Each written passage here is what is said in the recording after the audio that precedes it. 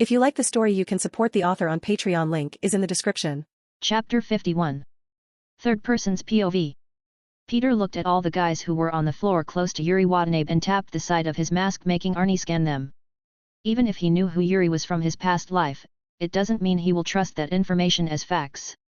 For example, MJ is a completely different person from what she was known as in his past life, though that may be due to the influence he may have had on her being completely different in how they spent their childhood together. A/N, that's my fuck you the people that still don't like MJ.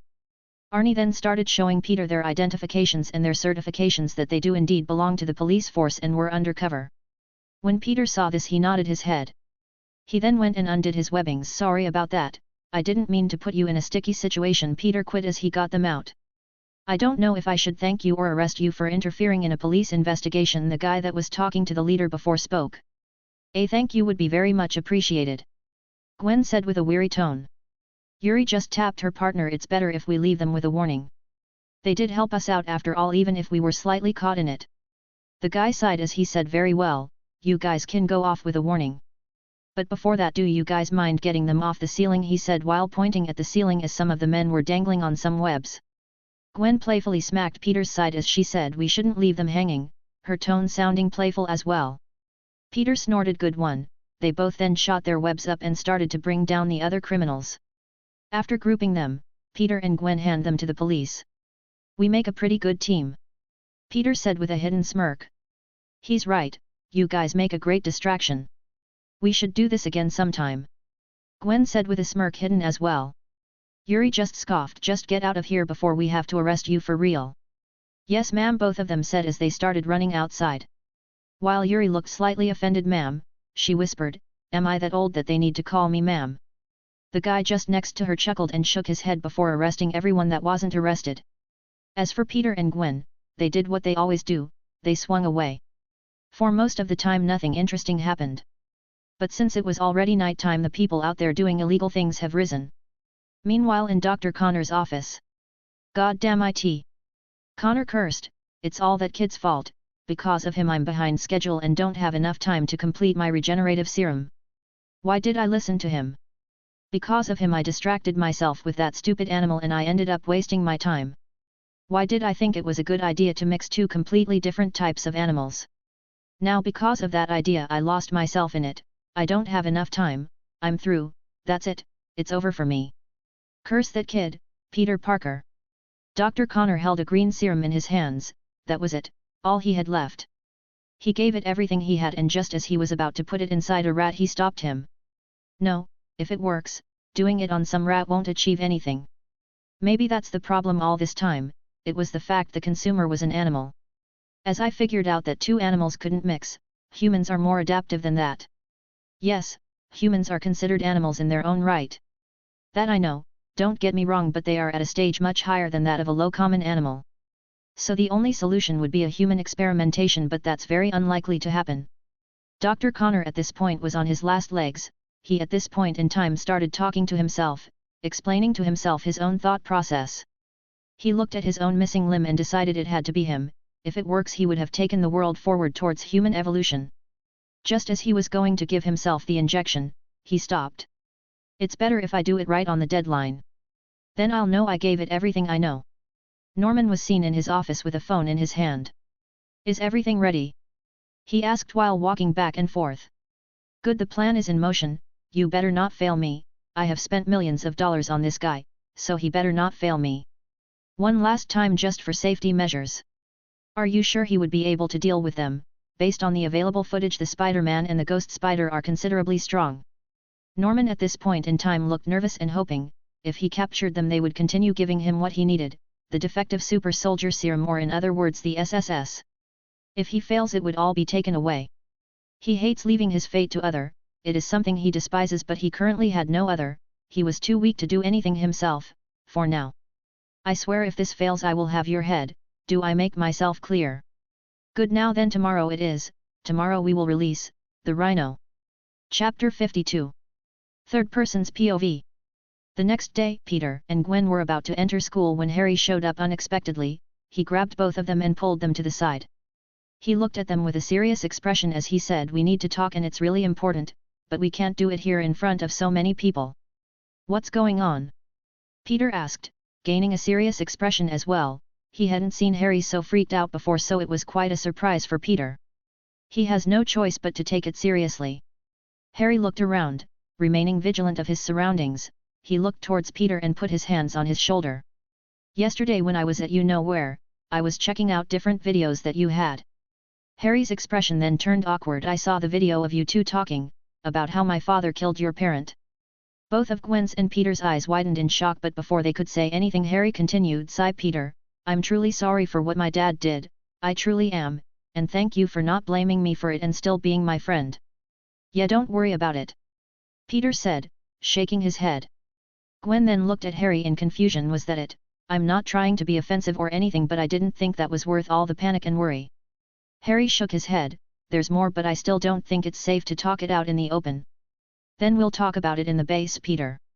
Harry then shook his head, then started ruffling his hair. "Damn, this is so frustrating. All I can tell you is that my father hired some Russian mercenary to come after you guys, not you guys but the other you guys. If you know what I mean. As for the reason why he's doing this is the thing I can't say," Harry said with a frustrated expression. "You know of our strength and you worried about some Russian mercenary coming after us?" Gwen asked while looking at Harry weirdly. To which Harry nodded. "He called this guy the last resort to catch you guys." "A last resort to catch us, and that's a Russian mercenary, is it, Craven?" Peter thought with a hand on his chin. But before they could continue, MJ and Felicia appeared. "You guys having a three-way or something? Why are you guys in the corner, and if you guys are, make sure to invite me and make it a four-way," Felicia said with a teasing smirk. "Yuck," Gwen said when she heard what Felicia said and rolled her eyes. "Let's just go already, we're gonna be late to class," MJ said while also rolling her eyes at their interaction. As they were leaving, Peter turned towards Harry and mouthed, "Let's talk later," to which Harry nodded. Peter then turned towards Felicia and asked with a smirk about that threesome. "Peter!" Gwen reprimanded while smacking his arm. Felicia just smirked as got in between the two of them and interlocked their arms together. "Oh, are you two down?" Gwen just scoffed. "There's absolutely no way in hell I'm having my first time being taken during a threesome."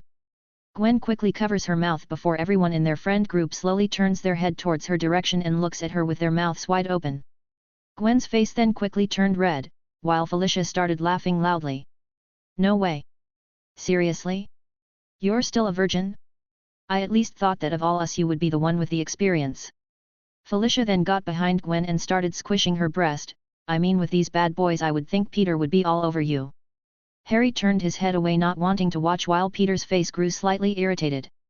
He karate chopped Felicia in the head, crushing her skull due to not being able to control his strength due to his irritation, causing blood and brain matter to fly everywhere, splashing on their faces and causing everyone to scream out in horror, or at least that's what happened in a completely different universe that's in the path towards its destruction. What really happened? Harry turned his head away, not wanting to watch, while Peter's face grew slightly irritated. He karate chopped Felicia in the head, causing her to let go of Gwen and hold her head in pain. "Ochi, there's no need for that, it's not my fault you're a virgin," Felicia said while rubbing the top of her head. "I would very much appreciate it if you wouldn't start feeling up my girl." "Prude, no wonder you're a virgin," Felicia said while pouting. They continued their bantering with each other all the way until class started. They continued their day, going from classes to classes until they got to the lunchroom. As they sat down in the cafeteria, Peter and Gwen's spy day senses started going haywire. They looked at each with eyes wide open before they could anything. The floor of the lunchroom started breaking and out came a monstrosity. The monstrosity looked like a giant lizard with spikes coming down his back, a spiked tail, long claws, sharp teeth, a long tongue and 4 large spikes by his face, which actually happened to be gills. It also unexpectedly also had a lab coat on. Everyone screamed in terror and went rushing towards the exit. Everyone was pushing against each other. The giant lizard quickly scanned around the room and stopped when he turned towards Peter. "Shit," Peter thought when he noticed the lizard look into him. He turned towards Harry as he said, "Quick, take everyone to safety, I'll try and keep his attention on me." "Are you crazy?" Mary Jane and Felicia both exclaimed, but before they could protest any further, Harry took both of their hands and started dragging them out, while Peter ran the opposite direction where the lizard quickly followed. Everyone watched in amazement as Peter started running and jumping over the tables, causing the lizard to crash into them, but they didn't stay to watch. They just looked back on the scene and resumed running away. Peter started running out of tables to use as an obstacle, so he started running towards a wall which the lizard quickly followed behind. Using his momentum, Peter ran up the wall slightly to the point it wouldn't be suspicious and backflipped off of it, causing the lizard to slam into the wall, causing it to break and sending him out of the school. It quickly stood up and shook his head, getting rid of the debris and pain. It snapped his head towards Peter's direction, but he just saw him running away with Gwen right next to him, who unexpectedly appeared right next to him. Ruoaar. Luckily everyone already ran away when the lizard smashed into the wall, which the lizard didn't care about as his only objective was Peter Parker. It quickly ran towards Peter and Gwen, and as it got close it sent out his claws towards their back. While that happened, their spy-day senses tingle, which caused them to smirk, and as they were about to dodge they heard a voice close to them. "Look out!" MJ shouted as she came out from behind a destroyed table and got in behind Peter and Gwen with her arms spread out, using her body as a shield to protect them. Chapter 53. Third person's POV. A bit earlier. As Harry pulled Felicia and MJ, everyone kept bumping into them due to their panic, discarding everyone's safety. Due to the constant bumping, Harry accidentally let go of MJ. MJ used this opportunity and snuck through the wave of people back towards the lunchroom. MJ saw a bunch of tables being thrown around and some were destroyed, leaving big chunks of it everywhere, which she used as the perfect covers. She hid by the tables so it was able to perfectly cover her body. Please be safe, she thought to herself while maneuvering through the broken tables as covers. She would peek through the side and watch as Peter jumped from table to table trying to stall the lizard. He's so brave and fearless. He's just amazing, MJ thought to herself while looking at Peter's serious expression. She has no idea why she snuck back into the lunchroom, but she knew she had to. She was way too worried about Peter. She wouldn't be able to forgive herself if something happened to him while trying to distract that monster while she just ran away. But seeing the way Peter handled himself, she realized that she had nothing to worry about. Wait, where's Gwen? MJ thought while looking around the lunchroom. I sure hope she left with everyone and isn't doing anything dangerous like I am. Seeing nothing to worry about and the way Peter handled himself, MJ decided that it was best if she left. But due to how far she was from where she originally came from, she went towards the other exit. While making her way there, she saw something that left her stunned. She saw Peter running towards a wall and run up it slightly and backflip off of it, causing the monster to smash his head right through it, breaking the wall and going to the other side. As it did, Gwen then randomly appeared, making MJ's eyes widened in shock. Where did she come from? She thought before she quickly made her way towards the exit, following Peter and Gwen as they made their way towards the same exit. MJ then noticed the lizard come from the destroyed wall and run towards them with his claws arched back, ready to take a large swipe at them. She turned towards Peter and Gwen but just saw them smirking at each other. These idiots, they're not looking behind them. MJ quickly got out from the side of the table and yelled out, "Look out!" As her body moved on its own, she stood behind them with her arms wide open to protect them with her body from the giant lizard's sharp claws. And now, when Peter heard MJ's voice, all color drained from his face as he surrounded himself with blue lightning, making the world stand to a small crawl. The lizard's claws were slowly making its way toward MJ's body. Peter reached out and grabbed MJ's arm and pulled her towards his direction, trying to save her life. If he pulled her too fast, she may suffer some whiplash, breaking her neck, killing, and if he uses too much strength, he may end up completely severing a limb. As Peter pulled on MJ, he managed to get her out of the way from being sliced in half, but not without any injuries. Instead of swiping its claws through her torso, it swiped at her back, causing blood to spay out slightly. And in slow motion, Peter saw MJ's face contort with agonizing pain, causing his pupils to dilate. As MJ's face expressed her pain, Peter threw MJ towards Gwen, making her take a hold of MJ. And as MJ was in Gwen's arm, she whispered, "Please take care of him," to Gwen's ear and proceeded to pass out due to the high amount of pain she was experiencing. Gwen looked at MJ in shock and got frightened when she went limp in her arms. After a few seconds, she let out a sigh of relief when she felt her breathing very slowly, and proceeded to start using her first aid webs. Meanwhile, Peter ran towards the lizard and jumped in the air while spinning around to build momentum. Peter proceeded to use that momentum and kick the lizard in the face with an angered expression, breaking off its jaw and caving his face in slightly, sending him flying, breaking through the walls and skidding across the ground, kicking up dirt. When Peter landed back on the floor, he turned towards MJ and Gwen, turning off his electricity, and ran towards the two of them, as Gwen was using her web shooters to cover her wounds. Peter then went and grabbed MJ and carried her in a princess carry, and took off running through the exit with Gwen following close behind him. As Peter turned the corner, he saw an empty classroom which he entered alongside Gwen. Peter softly laid MJ on a table, when he did he and Gwen proceeded to take off their clothes and grab their backpacks and put on their spider masks, while hiding their clothes inside there. Peter and Gwen then tossed their back underneath a table to keep it hidden, and as they did the lizard suddenly appeared. He went and sprang from outside and through the window, destroying it, sending glass flying everywhere. Peter went and shielded MJ while Gwen went and shot webs towards the walls in front of her and pulled herself towards the lizard with a foot out. Gwen used the force of her pull and kicked the lizard right on his face, sending it flying back from where it came from. "I'll show you who out of the two of us is more cold-blooded," Gwen said as she made ice appear around her knuckles like a knuckle duster. Gwen jumped from the windows and shot a web towards the ground where the lizard landed and pulled herself once again towards him and punched it in the face, sending it sliding back, destroying a couple of fangs, which just as quickly grew back in place. The lizard then got on all fours and propelled itself towards Gwen and made a slashing motion in her direction, which Gwen dodged. It made another and another and another and another and another, but Gwen, using her spy day senses, kept bopping and weaving. She then sent out an icy liver shot, causing it to roar in pain.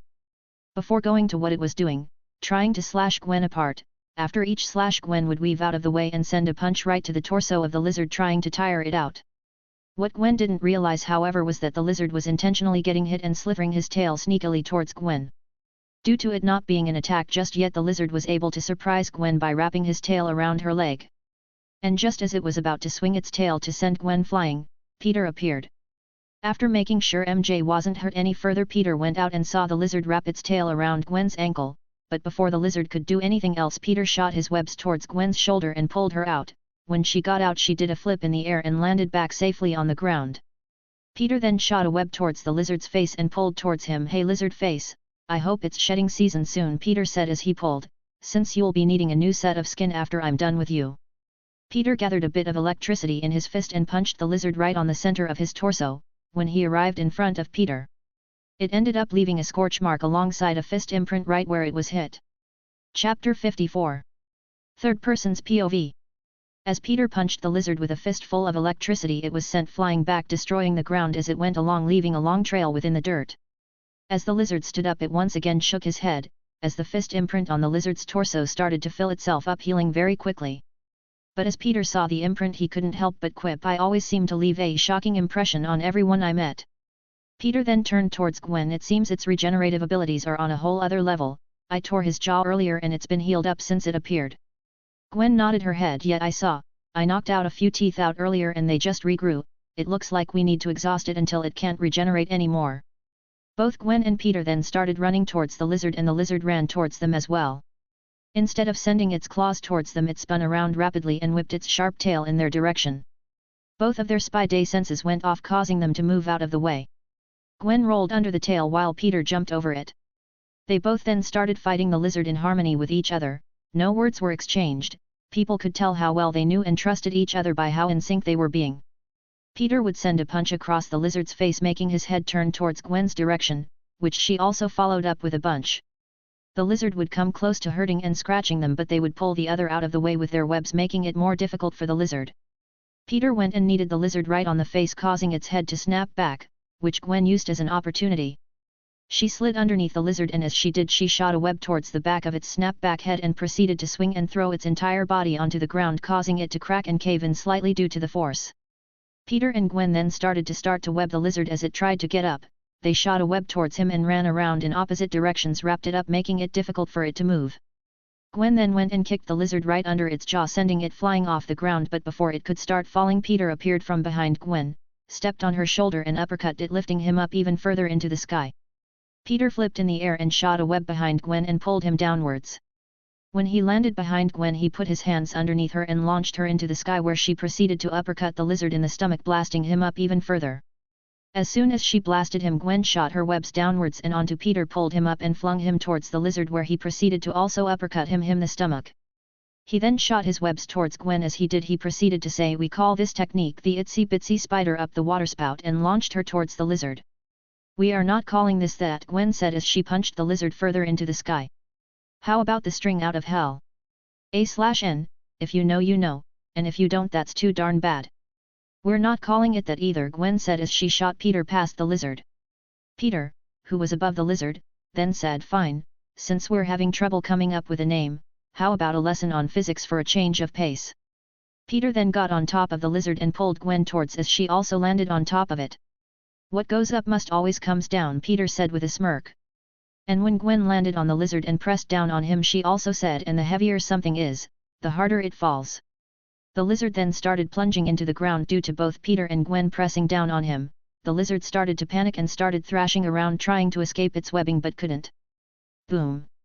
The lizard landed on the ground, causing it dust, dirt, and pieces of the ground to fly everywhere.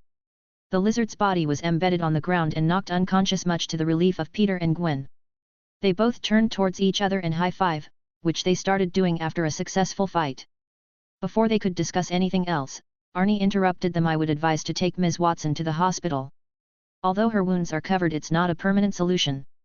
She has lost blood, which isn't something the base has in stock, so if she's in need of a blood transfusion it won't happen there. So once again I advise you to take her to the hospital, as her life could still be in danger. Shit, she's right, let's go, Peter said as he started running towards MJ. What about this lizard thing? What are we going to do about him? Honestly, at the moment I couldn't care less about it. MJ is much more important currently.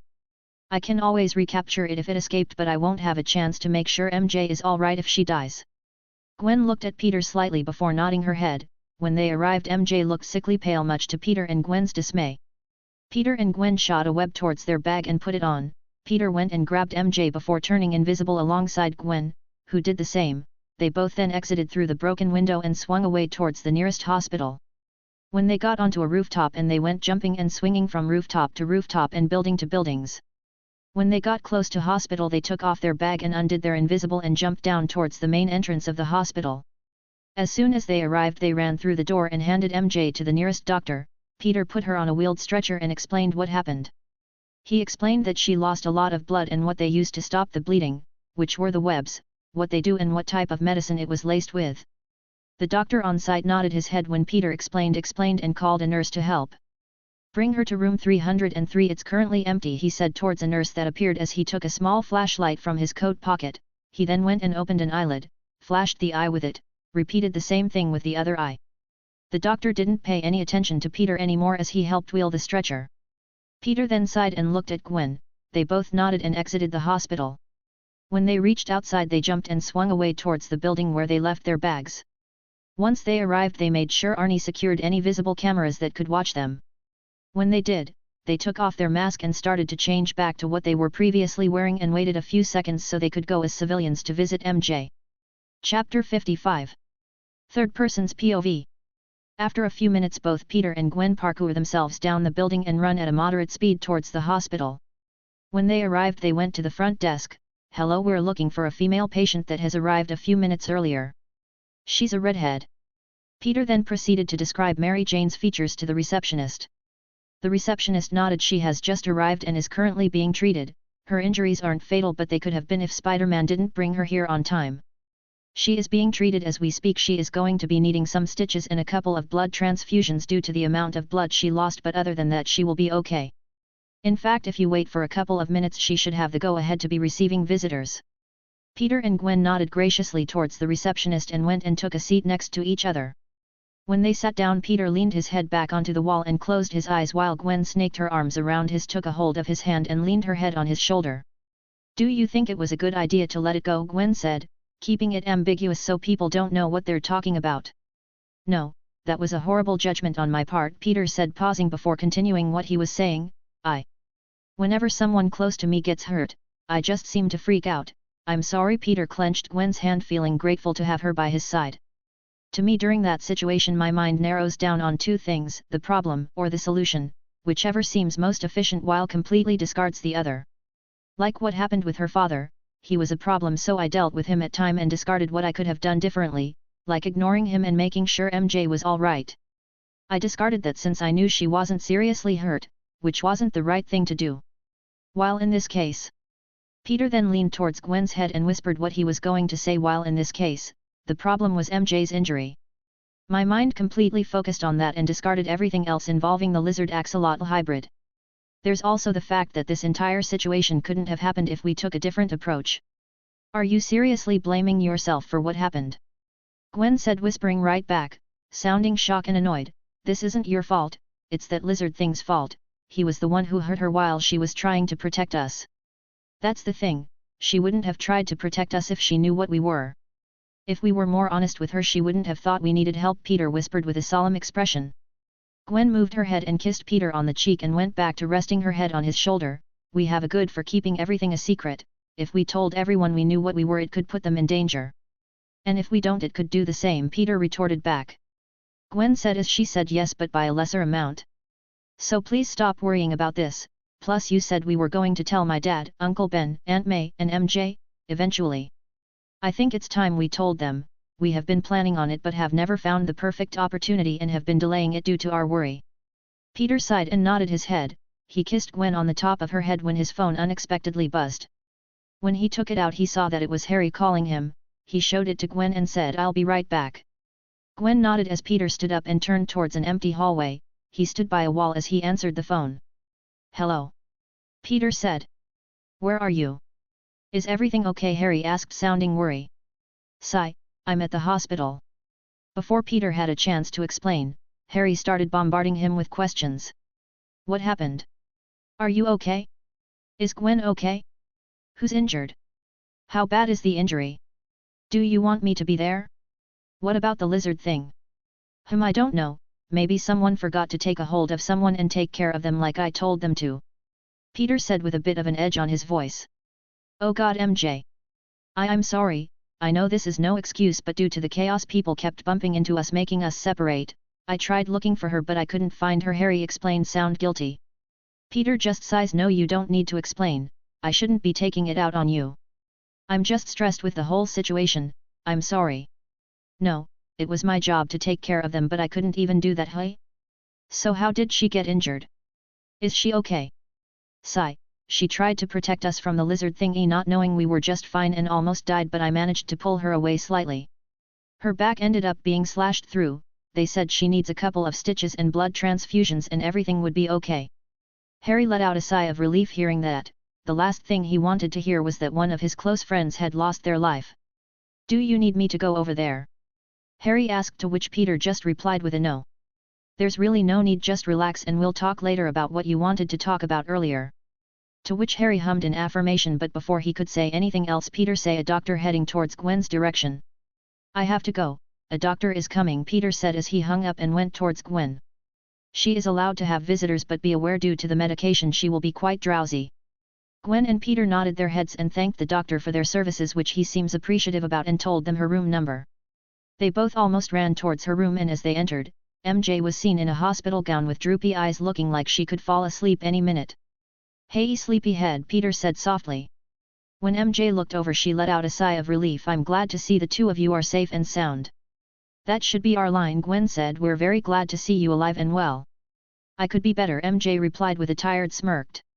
Gwen then turned towards Peter and said, "Actually, can you give us a few minutes alone? I need to talk to her about something important." "What?" "But I just got here," Peter said, looking at Gwen weirdly. Peter then looked at MJ, who just said, "It's okay, I don't mind." Peter then looked at Peter and softly asked, "Please," sounding a bit vulnerable. Peter sighed. "Very well, just call me back in when you're done. I'll respect your privacy," and left the room. After Peter left, Gwen turned towards MJ and asked, "Why? Why would you do something so stupid?" MJ awkwardly smiled. "I can guess you already know why." Gwen nodded her head. "That's true, but I want to hear it from you."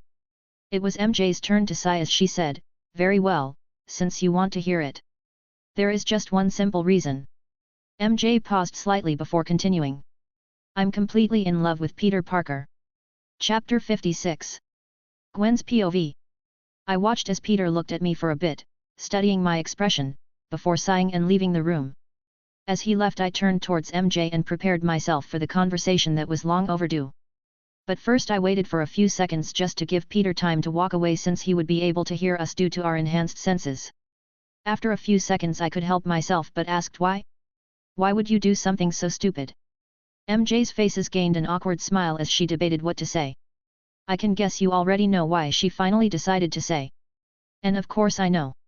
It couldn't have been more obvious, the way she looks at him, the way she acts towards him compared to everyone else, how close they are, the small gestures that are difficult to pick up if one wasn't paying attention. It really couldn't have been more obvious. But I still wanted to hear her say it. It's the only way I'll be able to accept it. I want her to confirm my thoughts with her words alone." I want to hear from her very own words the thing she has kept hidden in her heart. I want to hear the reason why she was willing to give up her life for him. That's true, but I want to hear it from you, I said, expressing my inner turmoil into one sentence. MJ then lets out a heavy sigh, expressing how heavy her next words are. I think she wasn't ever going to express these feelings. This is most likely something she planned to take to her very own grave, she says. Very well, since you want to hear it. There is just one simple reason. She pauses as her sleepy expression completely disappears, showing that what she would say next is something she said with 100% seriousness and not something she said while slightly drugged up. I'm completely in love with Peter Parker. And there it is, the million-dollar answer. I let out a sigh as soon as I heard those words. I don't know of what though. A sigh of relief, a sigh of exhaustion, a sigh of exasperation, a sigh of acceptance, or a sigh of defeat. I simply don't know. I'm sorry, MJ whispered out, which caught me off guard. I tilted my head in confusion. What are you saying sorry for? If you're saying sorry for loving him, then don't. That is disrespecting your feelings and the love you have towards him. We can't help with who we fall in love with, and sometimes that love makes us do very, very, very stupid and idiotic things. Like what you did back there. That was not very smart, to say the least.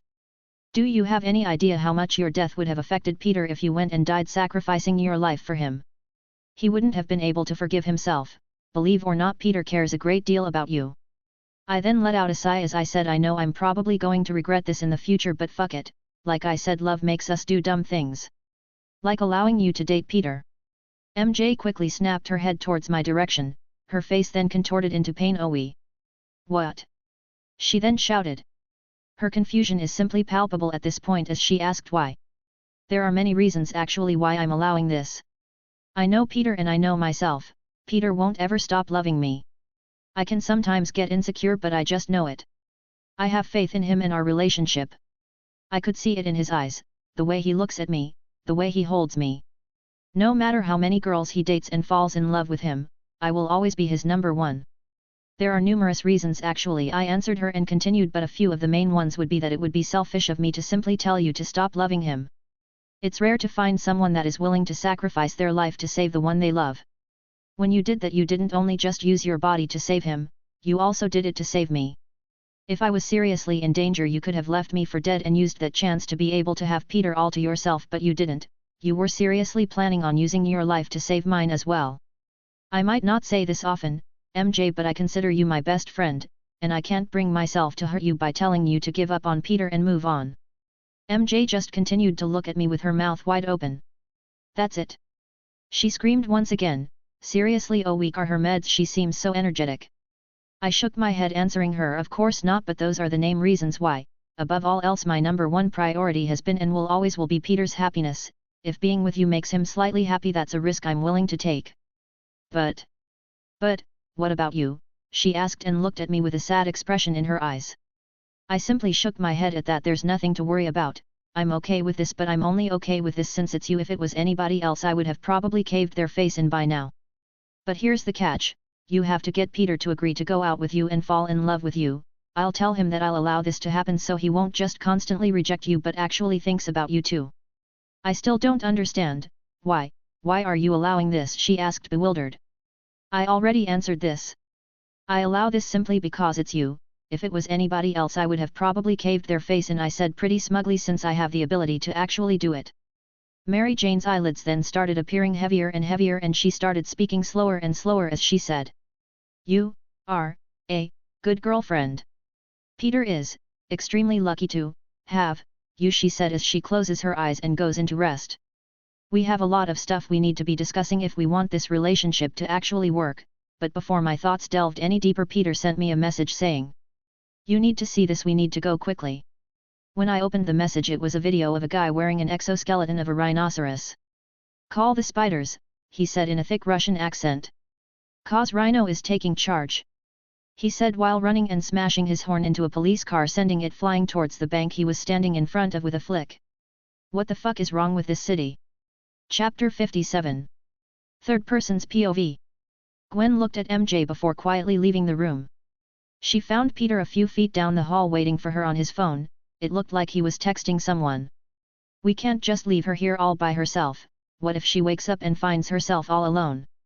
Gwen said when she arrived in front of Peter. She fell asleep. Peter asked, to which Gwen nodded.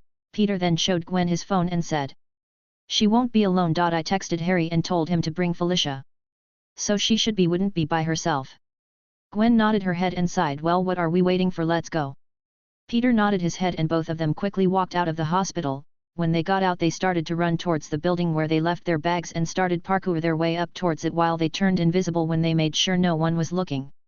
Once on the rooftop they took off their clothes leaving them in their superhero outfits and with a quick jump they swung away towards their opponent's direction. "I think I just found the Russian mercenary Harry was talking about," Peter said mid-swinging. "Oh? What gave it away? Was it him calling us out or his exoskeleton in the shape of a rhino?" Gwen retorted back with a smirk. "It was actually his Russian accent," Peter said with a laugh. They soon arrived and found the Rhino, who was wearing a large armor with the shape of a rhinoceros, like what he was wearing during the Amazing Spider-Man 2, going on a rampage tossing around cop cars. "I said, bring me ZE spiders. Your puny bullets, ZEY do nothing." Peter leaped towards Rhino and shouted, "Oh yeah, how about my fist?" and punched the Rhino, sending him flying back, tumbling across the road. The Rhino slammed his fist on the ground, slowing him down into a stop. He shook his head and looked to see where the punch came from. When the Rhino saw them he just smirked. "Perfect." Rhino started sliding his feet on the ground like a bull charging up an attack. He then took off into a run, running straight towards Peter. Every step Rhino took the ground would leave his metallic footprint due to his weight. "Come and surrender yourself to me so I can be rich," he shouted while running with his head slightly down, pointing his horn at Peter. "I feel like I should have a red flag ready, but oh well," Peter said as he spread his legs and arms slightly, anticipating Rhino's attack. When the Rhino tried to impale Peter with his horn, Peter slightly moved to the side and wrapped his arms around his large metallic head and slammed his foot down, breaking the ground. Due to the Rhino's strength and momentum, Peter was pushed back as he tried to slow the Rhino down. The ground cracked, leaving a long earthly trail as Peter used his strength to put a stop to Rhino's charge. Peter then used its momentum against him and lifted the Rhino off the ground, taking him by surprise. "Ole!" Peter shouted as he slammed the metallic Rhino back onto the ground. The street cracked and dust and rubble flew everywhere due to the weight. The area also rumbled slightly, causing a miniature tremor. Meanwhile, Gwen was going around moving police cars out the way and helping everyone that was injured due to the Rhino's previous tantrum. The Rhino slowly moved and quickly brought himself back up with a few grunting noises. Peter could see much due to the dust, so he used Arie to get a better view. Peter saw that the Rhino was now back up, shaking his head to take away the dizziness of being slammed on the ground. "I'll break you, insect," the Rhino shouted after getting back up. Peter didn't wait for the Rhino to charge and attack first. He wrapped his fist in electronics and punched the Rhino right on its iron torso, sending his flying back, leaving a fist imprint. Gwen appeared from helping the people around them and sent a blast of cold air, freezing its hands and feet on the ground. "Freeze. Anything you say can and will be used against you in a court of law. You have the right to an attorney." Rhino easily broke the ice and shook off any ice that was on his armor, much to Gwen's disappointment. "Aw man, I thought he would have frozen in place.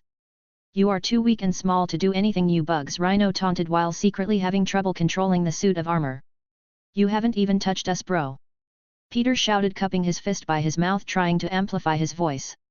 Hearing this, Rhino grew enraged. "They wanted you two alive, but I'm sure they can make do with your bodies," he shouted as he started running towards them. Gwen and Peter also started running. They both shot their webs and pulled himself towards his direction and slammed both of their fist Rhino, sending him flying back and laying on his back. They started shooting their webs at him, making it difficult to do anything. Rhino would rip them off, but not entirely, making it almost impossible to move.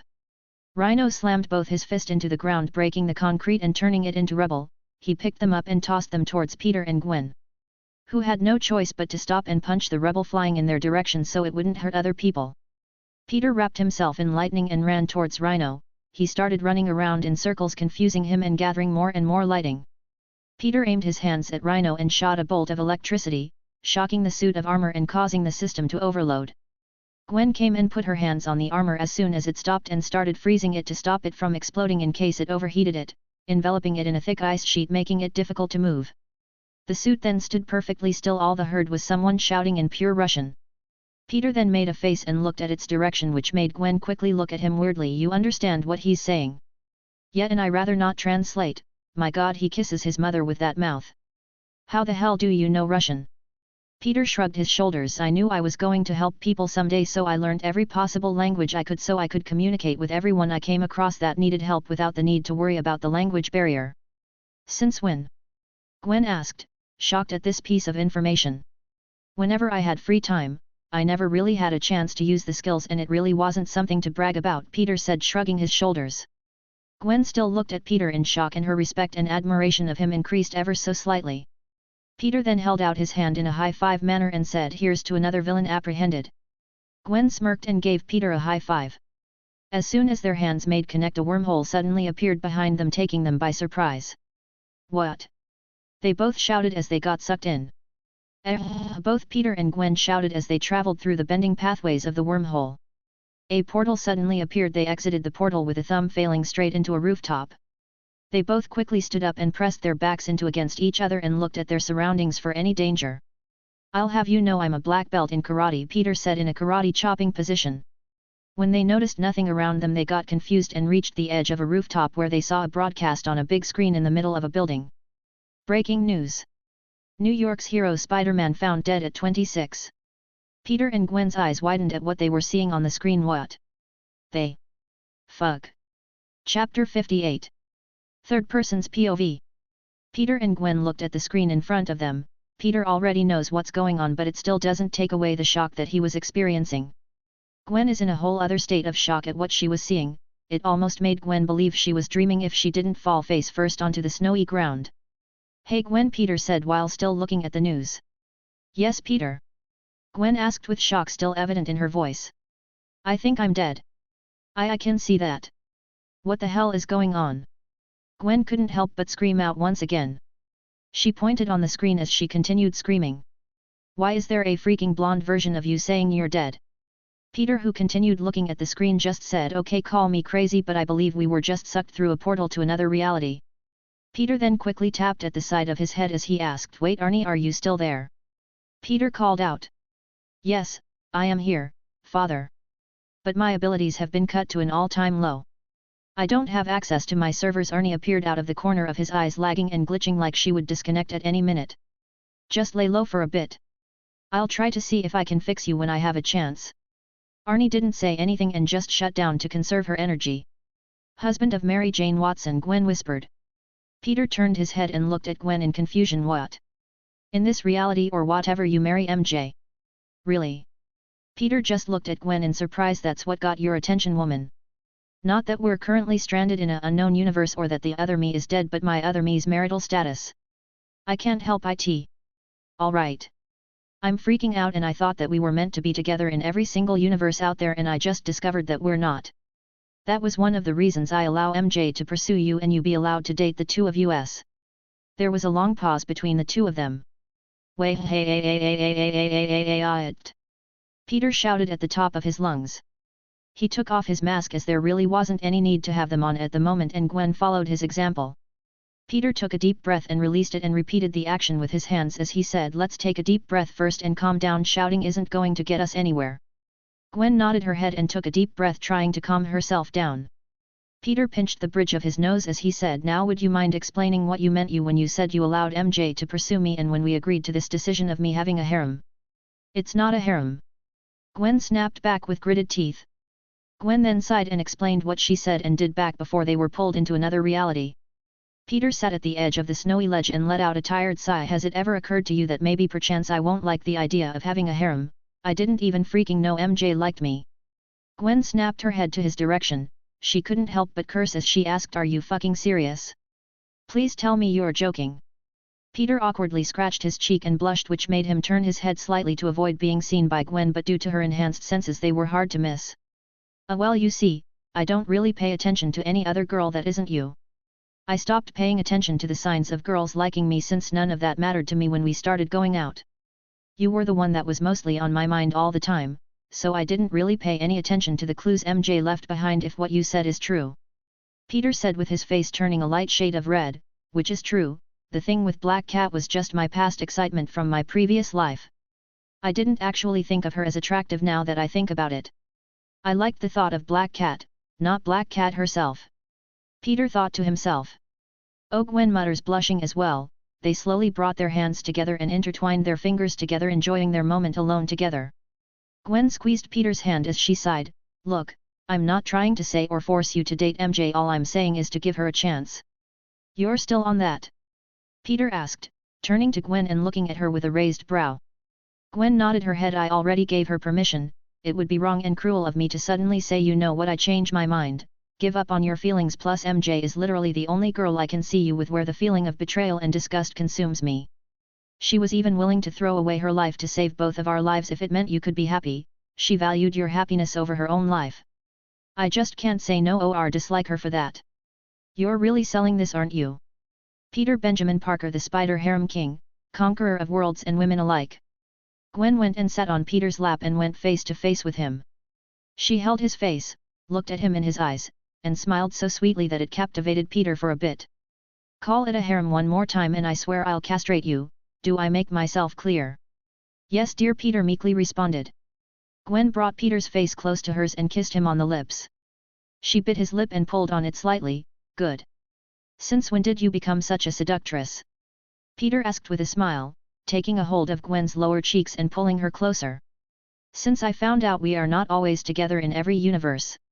I have to keep you on a tight leash somehow." Peter brought her closer, pressing their bodies together, being the one to initiate the kiss between them. "Well, you're doing a good job, you're making it hard to let go of you." "Good," Gwen said in between their kisses, "that means what I'm doing is working." Peter and Gwen then pressed their heads together. "Now on to serious matter, what are we gonna do about our current predicament? Honestly, if we are in an alternate universe, that means that Peter Parker most likely has an Uncle Ben and Aunt May. I'm worried about them." Peter said, knowing there isn't an Uncle Ben but just said it to keep appearances. "So what do we look for them first?" Gwen asked, to which Peter nodded.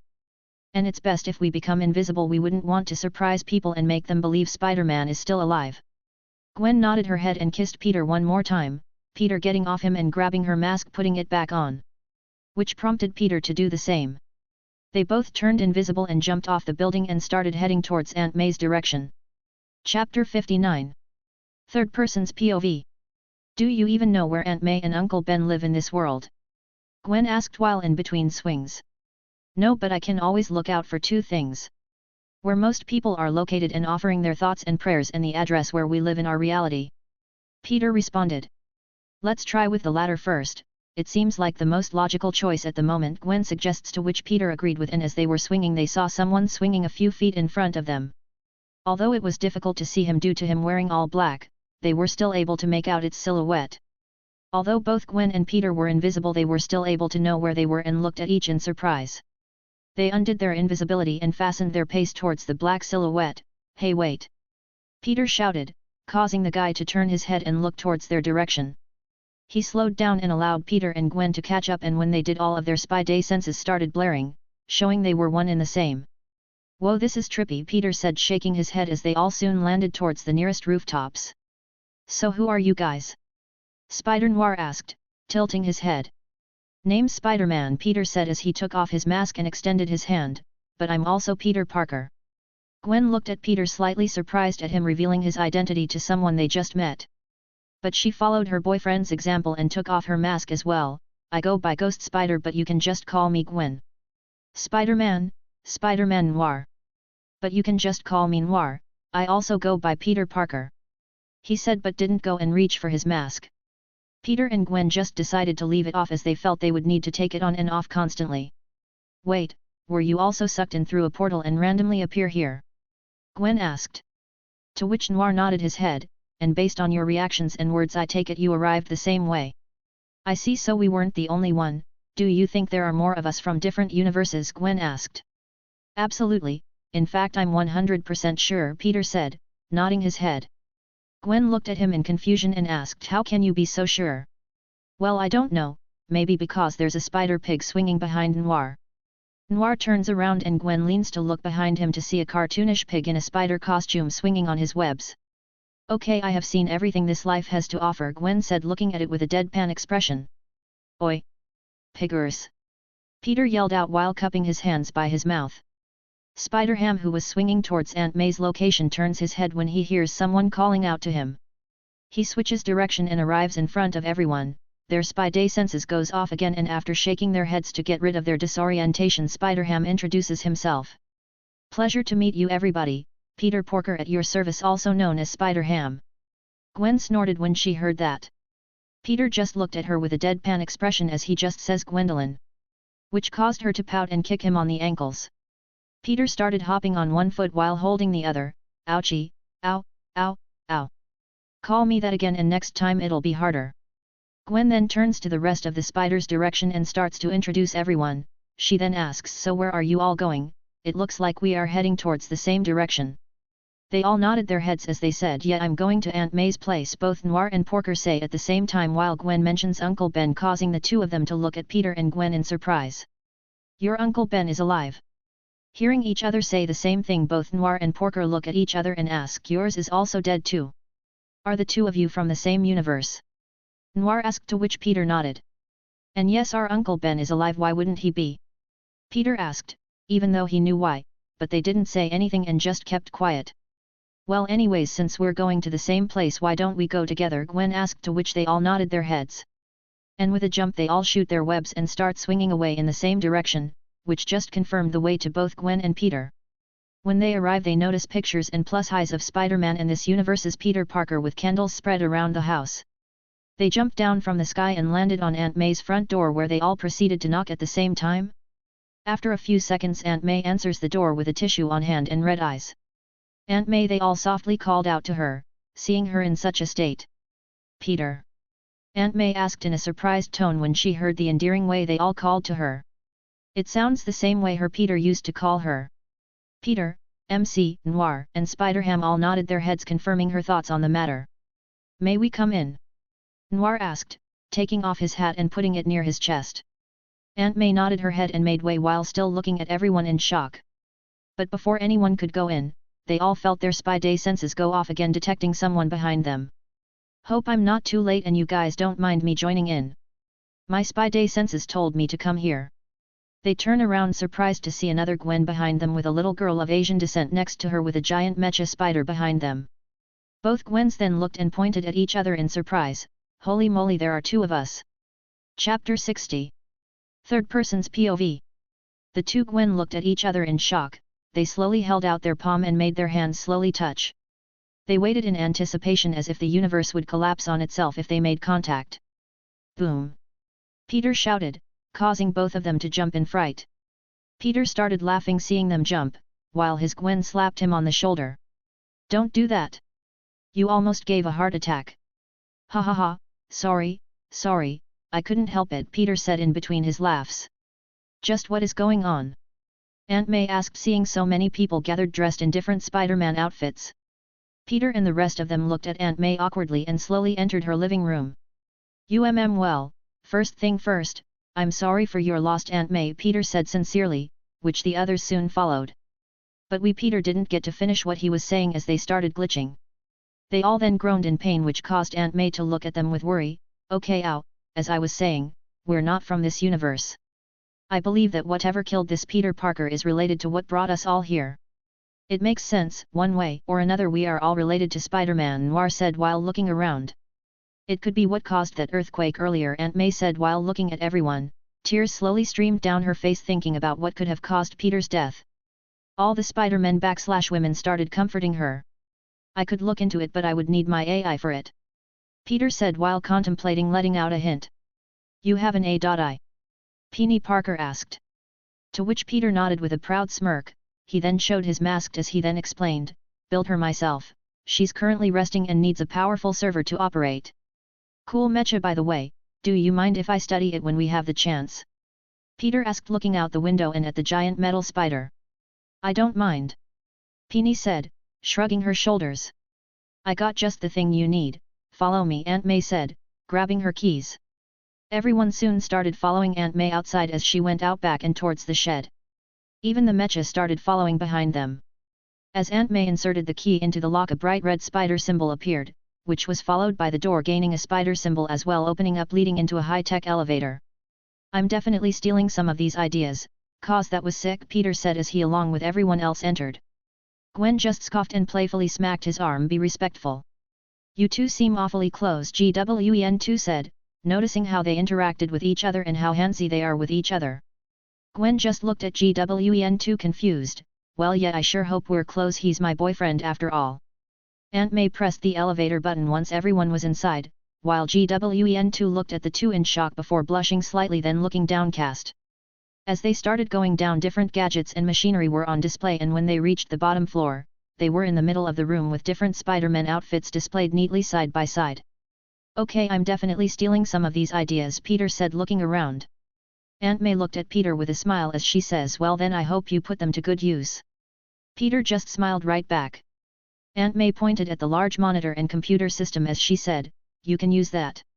Peter nodded and went ahead of everyone, took the mask and turned it inside out. He looked around the large computer and started looking around it until he found a cable. Here it is, Peter said as he connected the cable to the mask. A loading screen with a loading bar appears on the screen. That's weird, Peter said, thinking of what the problem could be. But after thinking for a few seconds he just shrugged his shoulder and waited. So while they waited, everyone started to get to know each. So what happened with your Peter?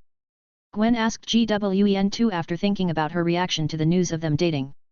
He's dead. He turned into this lizard monster and I wasn't able to save him, GWEN2 said with a downcast expression on her face. Gwen went and hugged GWEN2 and started reassuring her that everything was going to be alright. As for me, I'm alone. Just the way I like it. My only solace is the night and my enemies. Noir said. Peony opened up the mecha and out came the little spider, it was resting on her shoulder. I have a telepathic link with this little guy. No way. You kept yours alive too, Peter. Although he was faking a bit of his excitement, he was happy to meet someone that also kept their spider alive. Have you named yours? Peter asked. Peony just shook her head. I haven't really had a need to name her Peony, which she then paused and looked at Peter in confusion.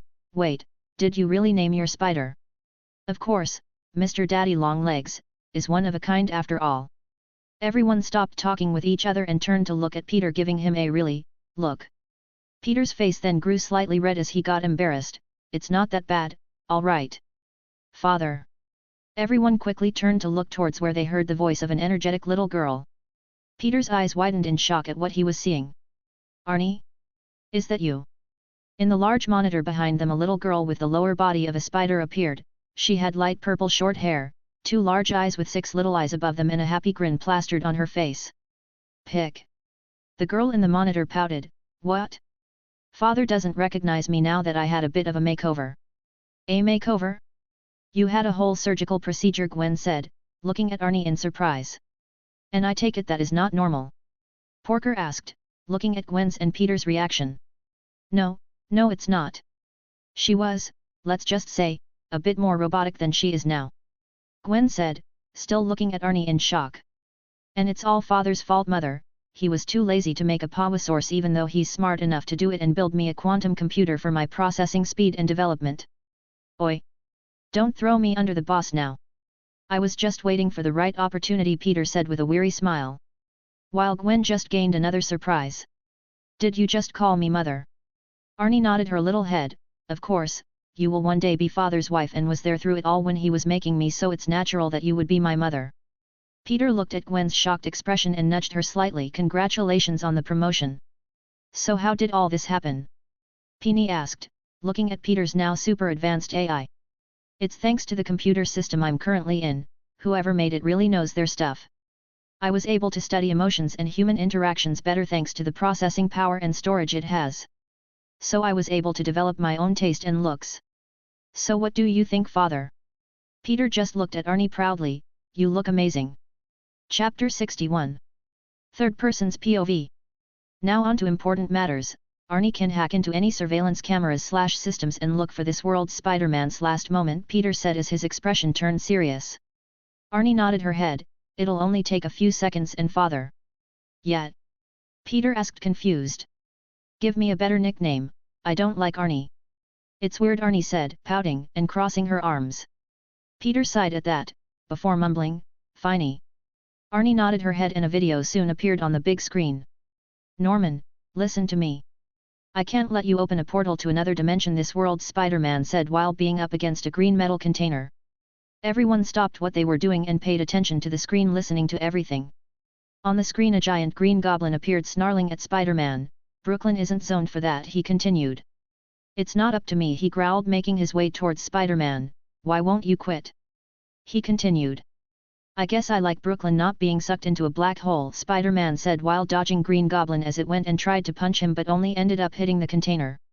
Spider-Man started webbing his way around the environment, swinging from a crane and kicking Green Goblin in the face. "Staten Island maybe, but not Brooklyn."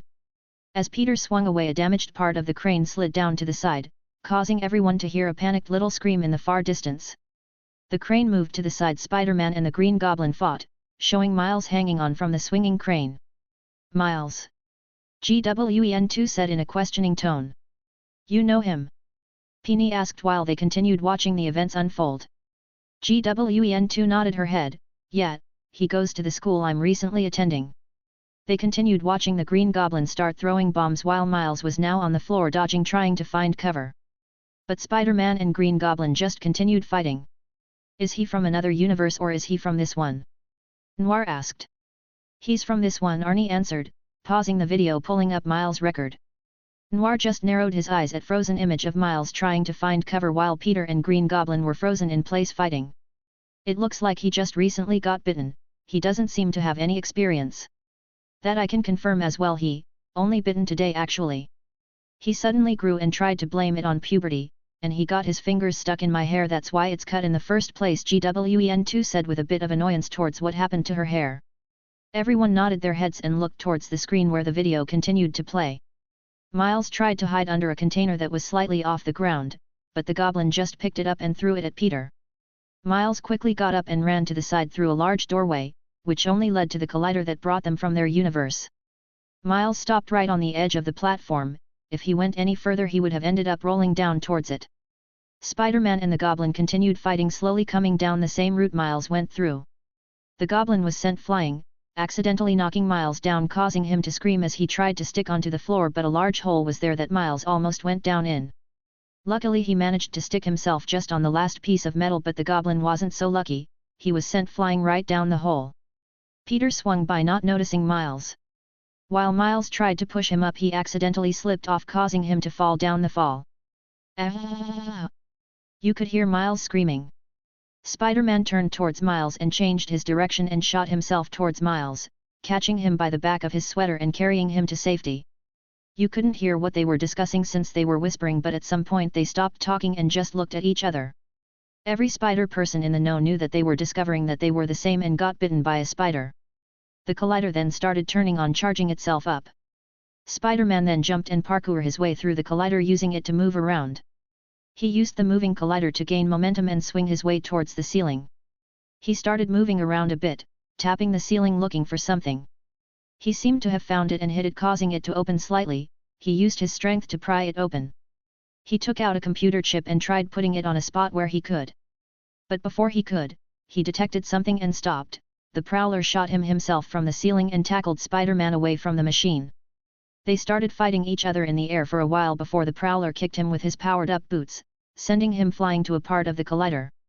As he laid down he sighed before going up and fighting the Prowler in hand-to-hand combat for a bit. The Prowler punched him, pushing him back towards the spinning part of the collider. Spider-Man stopped it with one hand before he tried to web his way back to fighting the Prowler. But before he made it far, the Green Goblin swooped down and dropped on top of him, stopping him from advancing. As he was being held down, the Prowler jumped down from the collider and got away. As the collider started gaining more power, the lights started to brighten, showing it close to activation. "No! No, don't do this! Stop!" Spider-Man yelled. "You don't know what it could do. You'll kill us all." A part of the machine came down right on the middle of the collider. The collider then turned on, shooting a red beam from each side and started colliding into each other. Arie then started showing different effects of the multiple dimensions opening around Brooklyn from different camera angles. Back to Spider-Man, the Green Goblin got hit by part of the machine, causing him to be unconscious and release Spider-Man. He slid off him and off the machine. Peter tried to swing away, but just as quickly as Green Goblin lost consciousness he quickly regained it. He shot towards Peter and grabbed him using his foot. He flew Peter and smashed his head inside the red beam, causing Aunt May to flinch and look away. She couldn't see it, she couldn't see her nephew, the same one she treated as a son, die like that. Spider-Ham went and held Aunt May's hand as he continued watching everything without saying a word, which was unusual from someone of his nature. After a few seconds of Goblin smashing Peter's head inside the collider, a giant explosion occurred, making the camera start glitching and cut off for a bit. Chapter 62. Third person's POV. Seeing the explosions that occurred, everyone there thought that was the end of it and that's how Spider-Man died. But before they could turn towards each to talk, Arie interrupted them. Wait, that isn't the end of it. Everyone, including Aunt May, were taken by surprise when they heard her. They waited for a few seconds before the screen in front of them started glitching and flickering on and off. Everything was a mess, rubble was everywhere, sparks were flying about. The Green Goblin was smashed against the way with its head going right through a wall behind him. When Peter saw that, he narrowed his eyes. That isn't what happened. He was supposed to be crushed to death by the rebel and machines, but he just looks knocked out. It looks like our arrival has already started changing some things. On the monitor the video switched to Spider-Man's position. The place seems to be going in circles slightly. As Spider-Man sat on the ground a few feet away looking very injured, Aunt May covered her mouth to stop herself from gasping loudly. What's happening to the video? GWEN2 asked, seeing it just spinning slightly and Miles slowly approaching. It looks like something happened to the wiring and is just dangling there, Arie said while switching towards another perspective, her little avatar coming into the screen pointing to the little dangling piece of camera. She then switches back the perspective towards Spider-Man and resumes the video of Miles going towards Peter trying to help. Hey! Are you okay? Miles says to Spider-Man, but they could barely hear it, sounding somewhat close to a whisper. Arie, can you reconfigure the sound and amplify it? Peter said while standing next to Gwen, his expression turning serious and crossing his arms, especially after seeing this world's goblin not dead under some rubble. On it, Daddy! Arie cheerily said, breaking Peter's serious expression. His cheeks started turning slightly red, which Gwen caught. Gwen turned her head to the side and covered her mouth slightly before snickering to herself. She patted Peter's arm. Hear that? You're a daddy now, she said between her snickers. The scene quickly replayed, causing the serious situation to return. I'm fine, just resting. Spider-Man said, answering Miles's question. Can you get up? Miles asked anxiously. Yeah, Spider-Man said, sounding exasperated. Yeah, I always get up. He said while resting his back. Which caused him to start coughing. The coughing is probably not a good sign, Spider-Man said, stating the obvious, trying to lighten the mood. Find him, now. Kingpin aka Wilson Fisk demanded. Spider-Man took a hold of Miles's sweater and pulled him closer. Listen, we got to team up here. We don't have that much time. He took Miles's hand and handed him a computer chip. This override key is the only way to stop the collider. Swing up there, use this key, push the button, and blow it up. You need to hide your face. You don't tell anyone who you are. No one can know. He's got everyone in his pockets. If he turns on the machine again, everything you know will disappear. Your family, everyone. Everyone. Promise me you'll do this. Spider-Man and Miles continue to look at each other for a while before Miles nodded his head. I promise. Go. He grunts, destroy the collider. I'll come and find you. He yelled, which caused him to start coughing again. Miles got up and started running back. Miles looks back towards Spider-Man, but Spider-Man just reassured him, it's going to be okay. Miles started climbing some part of the rubble and looked up towards the collider that was still okay after the explosion. Tombstone, Miles heard Kingpin say, causing him to hide by the rubble close by. We're done with these tests. Get that thing ready to go again, and soon. He demanded, which caused the scientist next to him to run towards his tasks. Run faster, Kingpin said while sneering. These guys are weak. I'd say it's nice to see you again, Spider-Man, but it's not.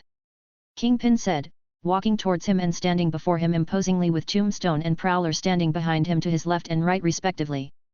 Hey Kingpin, how's business? Spider-Man said completely out of breath. Booming, Kingpin quid before reaching over and grabbing Spider-Man's mask. Nice, that's a no-no, Spider-Man said as he had his identity exposed. Kingpin started chuckling, this might open a black hole under Brooklyn. Spider-Man shook his head as he then said, it can't be worth the risk. Kingpin leaned in closely, it's not always about the money, Spider-Man. The Prowler then stepped forward and took out his claws, causing Spider-Man to roll his eyes and groan. Spider-Man looks at Prowler before looking at Kingpin, don't you want to know what I saw in there? Wait, Kingpin said, stretching out his hand and stopping Prowler from advancing. I know what you're trying to do and it won't work, they're gone. Kingpin didn't say anything and just continued looking at Spider-Man. He closed his eyes before screaming out in anger and slamming down both his fist, killing Spider-Man. Aunt May bursted out crying when she saw this, causing almost everyone in the room to clench their hands in anger. Noir, who stood next to Aunt May, pulled him for a hug and let her pour her heart out in his chest. He's gone. Aunt May sobbed, while clenching Noir's trench coat. My nephew, my Peter. My son. Is gone, Aunt May cried out. Tears started pouring down everyone's eyes when they heard Aunt May's distraught voice and cries. To almost all the Spider-Men, Aunt May was more than an aunt, she was their mother. And it looks like it was the same way for her. Peter was more than just a nephew that was entrusted to her. He was her son, her little boy that she raised, but now she won't be able to ever see him again. Her son was murdered in cold blood. Chapter 63. Third person's POV. Nobody said anything as Aunt May continued crying. She slowly headed towards the elevator and left to find a place to mourn by herself. Everyone wiped then tear and stood in a looming silence. Please tell me I'm not the only one having murderous thoughts towards Kingpin. Peter said, breaking the silence. I'm feeling the same way, Spider-Man Noir said solemnly. GWEN2 looked at them in surprise. You guys are serious? She looked around and saw that nobody said anything. Peter once broke the silence. Obviously no, we're not savages that deal with things purely with our instincts, but I can't deny that the feeling is there. I don't know how it is in your universe or what your relationship with Aunt May is, but she has taken care of me since I was a little boy, always worrying about me and making sure I'm all right, and I will say this with all honesty. I would kill for that woman, no matter from what universe she's from. The other spider people nodded their heads as well in agreement, taking GWEN2 by surprise. She looked at her counterpart and was surprised to see her nodding her head along with the others, even you. To which Gwen nodded her head. In our world my mother died while giving birth to me, so it was mostly my dad and I for most of our lives. That is until I met Peter, Gwen said with a smile towards the end, slipping her hands into his. As we started to grow closer I would spend most of my time at his place while Dad was either at work, or I was just bored. Aunt May treats me like I'm one of her own, she's like a mother I never had. You guys are making me jealous for not having an Aunt May of my own, GWEN2 said with a weary smile, looking at how defensive they were towards Aunt May. Before they could say anything else, the video on the screen continued playing. Dispose of the body, Kingpin ordered. All the spider people snapped their attention back towards the screen and saw Miles accidentally moving something, causing it to make a sound. Kingpin, Prowler, and Tombstone all looked towards his direction. Miles, seeing that, took off running without looking back. Kill that guy, Kingpin said coldly, causing the Prowler to start running towards Miles, chasing him. Miles started running back the way he came from, with the Prowler following close behind. The camera switched to a subway tunnel system where Miles was running from the Prowler. In front of Miles a train was fast approaching, causing him to jump and stick to the ceiling, while the Prowler moved his body back off the tracks and leaned against the wall as the train passed underneath Miles and a few inches away from the Prowler face. When the train passed, Miles tried to release his hold on the ceiling but was unsuccessful. Stop sticking, he said as he tried to pull himself off but was still unsuccessful. The Prowler was slowly making his way towards him, extracting his claws. When Miles saw and heard that, his attempt at trying unstick himself became forceful. Cracks started growing on the ceiling while Miles kept yelling, "Stop sticking!" He closed his eyes and tried concentrating and pulled his hands off with a big tug, causing a bit of the ceiling to come off. Miles landed on the ground with a roll and immediately transitioned into running, which the Prowler quickly followed. Miles continued running through the tunnel until he saw a train coming through the entrance of the tunnel. Miles picked up his speed and jumped towards the subway platform, and the training to continue going through the tunnel made it block the Prowler for a bit, which gave Miles the perfect opportunity to get away from the Prowler. Seeing this, GWEN2 let out a sigh of relief. It looks like he managed to get away in time. So what about now? What's his current location and condition? Arie then pulled up a video clip of Miles climbing through the window, entering a room before switching off. Based on the information here, that is his home. So you guys have nothing to worry about. He's made it home safe. Arie informed them. Well then, what are we waiting for? Let's get that kid, Spider-Ham said, turning around and walking towards the elevator. Let's not. Peter said, taking all of them by surprise. What, why? Asked GWEN2 surprise. Peter sighed. The kid just experienced something traumatic. He saw someone die right in front. Even though I call him a kid, he's just a year younger than me, but you understand what I'm saying. Noir nodded his head at Peter's reasoning. He's right, it's best we let the kid digest what just occurred before bringing him further into this mess. So what do we do in the meantime then?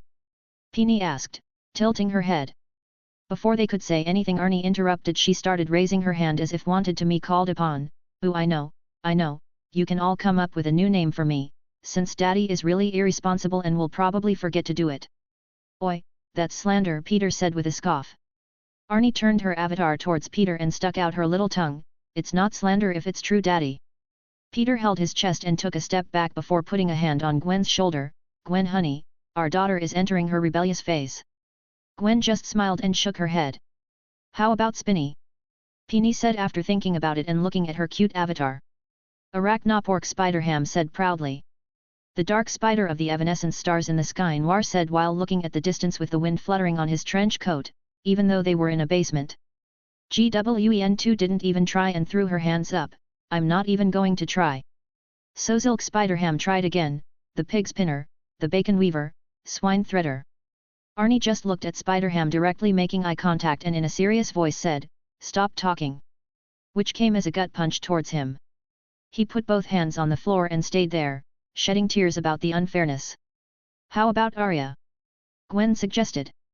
Confetti started appearing on the monitor and Arnie's avatar gained a party popper. And we have a winner. From now on this little spider lady will be known as Aria. Peter then shook head. Well, Aria, enjoy yourself on the web. Your mom and I have something to do, Peter said, secretly giving her a wink which she caught on. She did a military salute. Father, Mother. I'll be sure to manhandle the fort in your absence. Peter chuckled and took Gwen's hand and led her towards the elevator. Gwen looked at him in confusion. We have something planned? Since when? Peter just smirked at her. Since I promised you a date. And what better date than exploring the city in the middle of the night? Gwen looked at him in surprise. Really? Her expression developed into a large smile. To which Peter returned one of his own, nodding his head, and off they went towards their date. Chapter 64. Third person's POV. So where are we going? Gwen asked excitedly while holding his hand and arm. Well, first we're going to need to change. We're not going to go on a date in our superhero outfits, Peter said, exiting the shed. But aren't we going to be needing money and stuff for that? There's not a lot we are allowed to do without, especially in another universe. Peter's phone then buzzed inside his pockets. Right, my phone came along with me, I forgot to check it since we were in a different universe. I didn't even think it worked. A barcode? Peter said questioningly, looking at it. That's right, Aria's voices sounded from his phone. In this world people can pay for things just using their phones. They would scan this and the money would then be transferred to them. That's pretty smart, Gwen said, pretty impressed, but is our money going to work in this world? Ha ha ha ha ha, Aria just started laughing, confusion both Peter and Gwen. Let's just say Kingpin gave us a charitable donation. Peter started to laugh when he heard that. Ha ha ha, that's my girl. Her avatar appeared on his phone, puffing her chest proudly. Well, I'll leave the two of you to enjoy your date. Enjoy, she said before disappearing while waving her hand.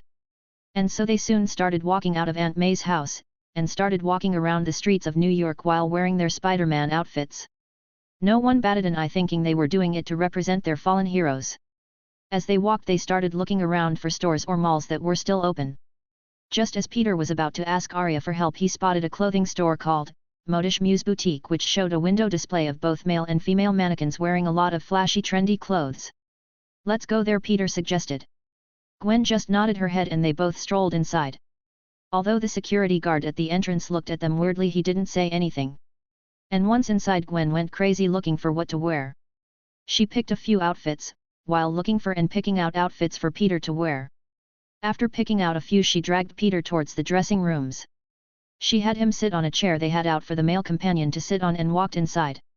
After a minute she walked out wearing a short pink blouse that left her stomach exposed while wearing a black skirt with black leggings, and leaned her hand on the frame of the door, giving Peter a suggestive look.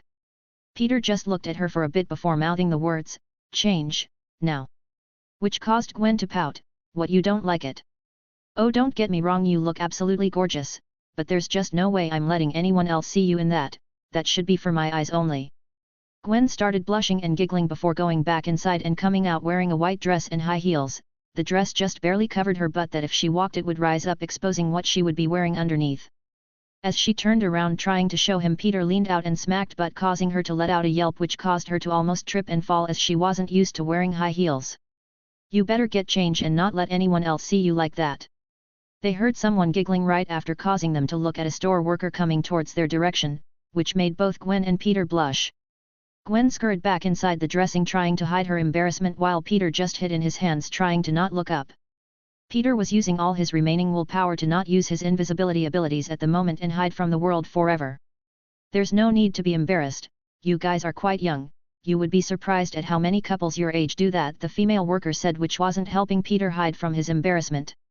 Peter just took the clothes he was going to try on and locked himself in the dressing room right next to Gwen's, which just caused the female worker to start laughing, finding them cute. Wanting to get out from such an embarrassing situation, both Peter and Gwen decided to get dressed in what they liked the most. Both of them then came out at the same time and looked at each other with a smile.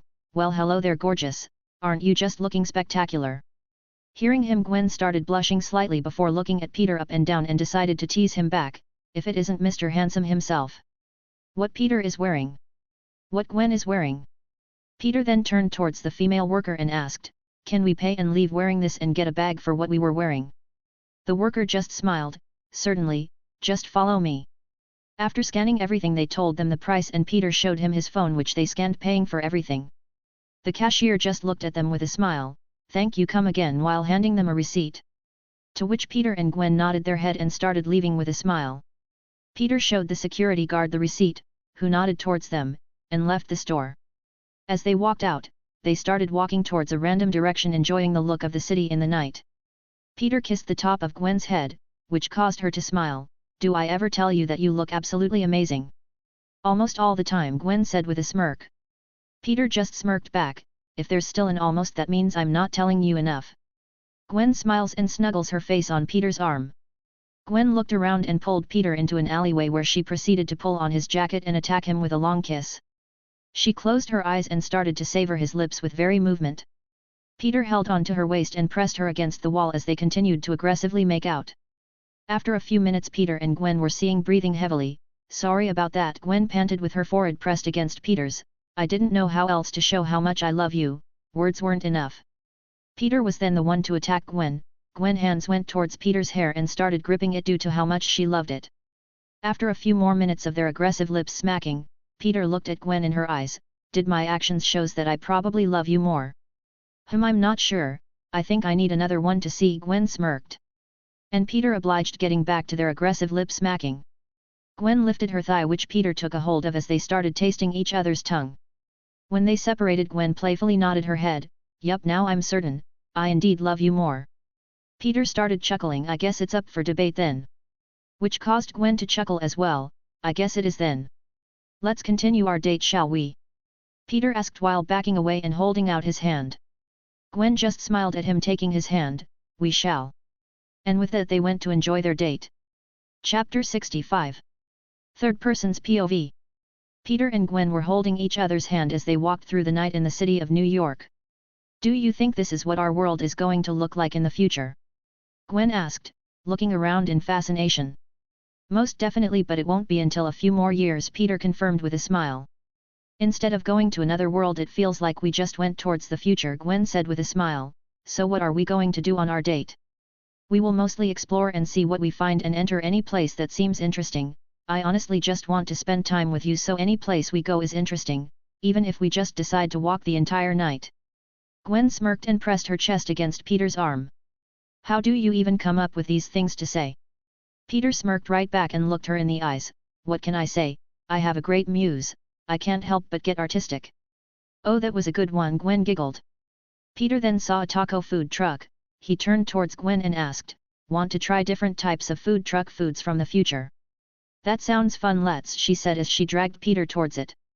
Fortunately, Peter managed to get Arie to discreetly access an ATM, securing some swift cash without attracting attention, ensuring an enjoyable date. Gwen approached the taco truck, perusing the menu displayed on its side, and promptly placed her order. Peter followed suit. After a short wait and settling the bill, Peter and Gwen skillfully maneuvered through an alleyway before engaging in a bit of parkour to ascend the buildings. They gracefully traversed rooftops, savoring their food as they moved through the cityscape. Navigating the rooftops, Peter and Gwen engaged in conversation about their future plans and shared thoughts on the unfolding events. I'm still wrapping my head around the fact that a multiverse actually exists, Gwen admitted, savoring the last bite of her taco. Why?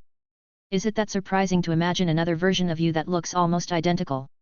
Peter asked, a smirk playing on his lips as he took the last bite of his taco. It's unsettling, you know? What if there's an evil version of myself that comes, takes over, pretends to be me, and slowly infiltrates my life without anyone realizing? Gwen expressed, rubbing her forearms. Just thinking about it gives me goosebumps.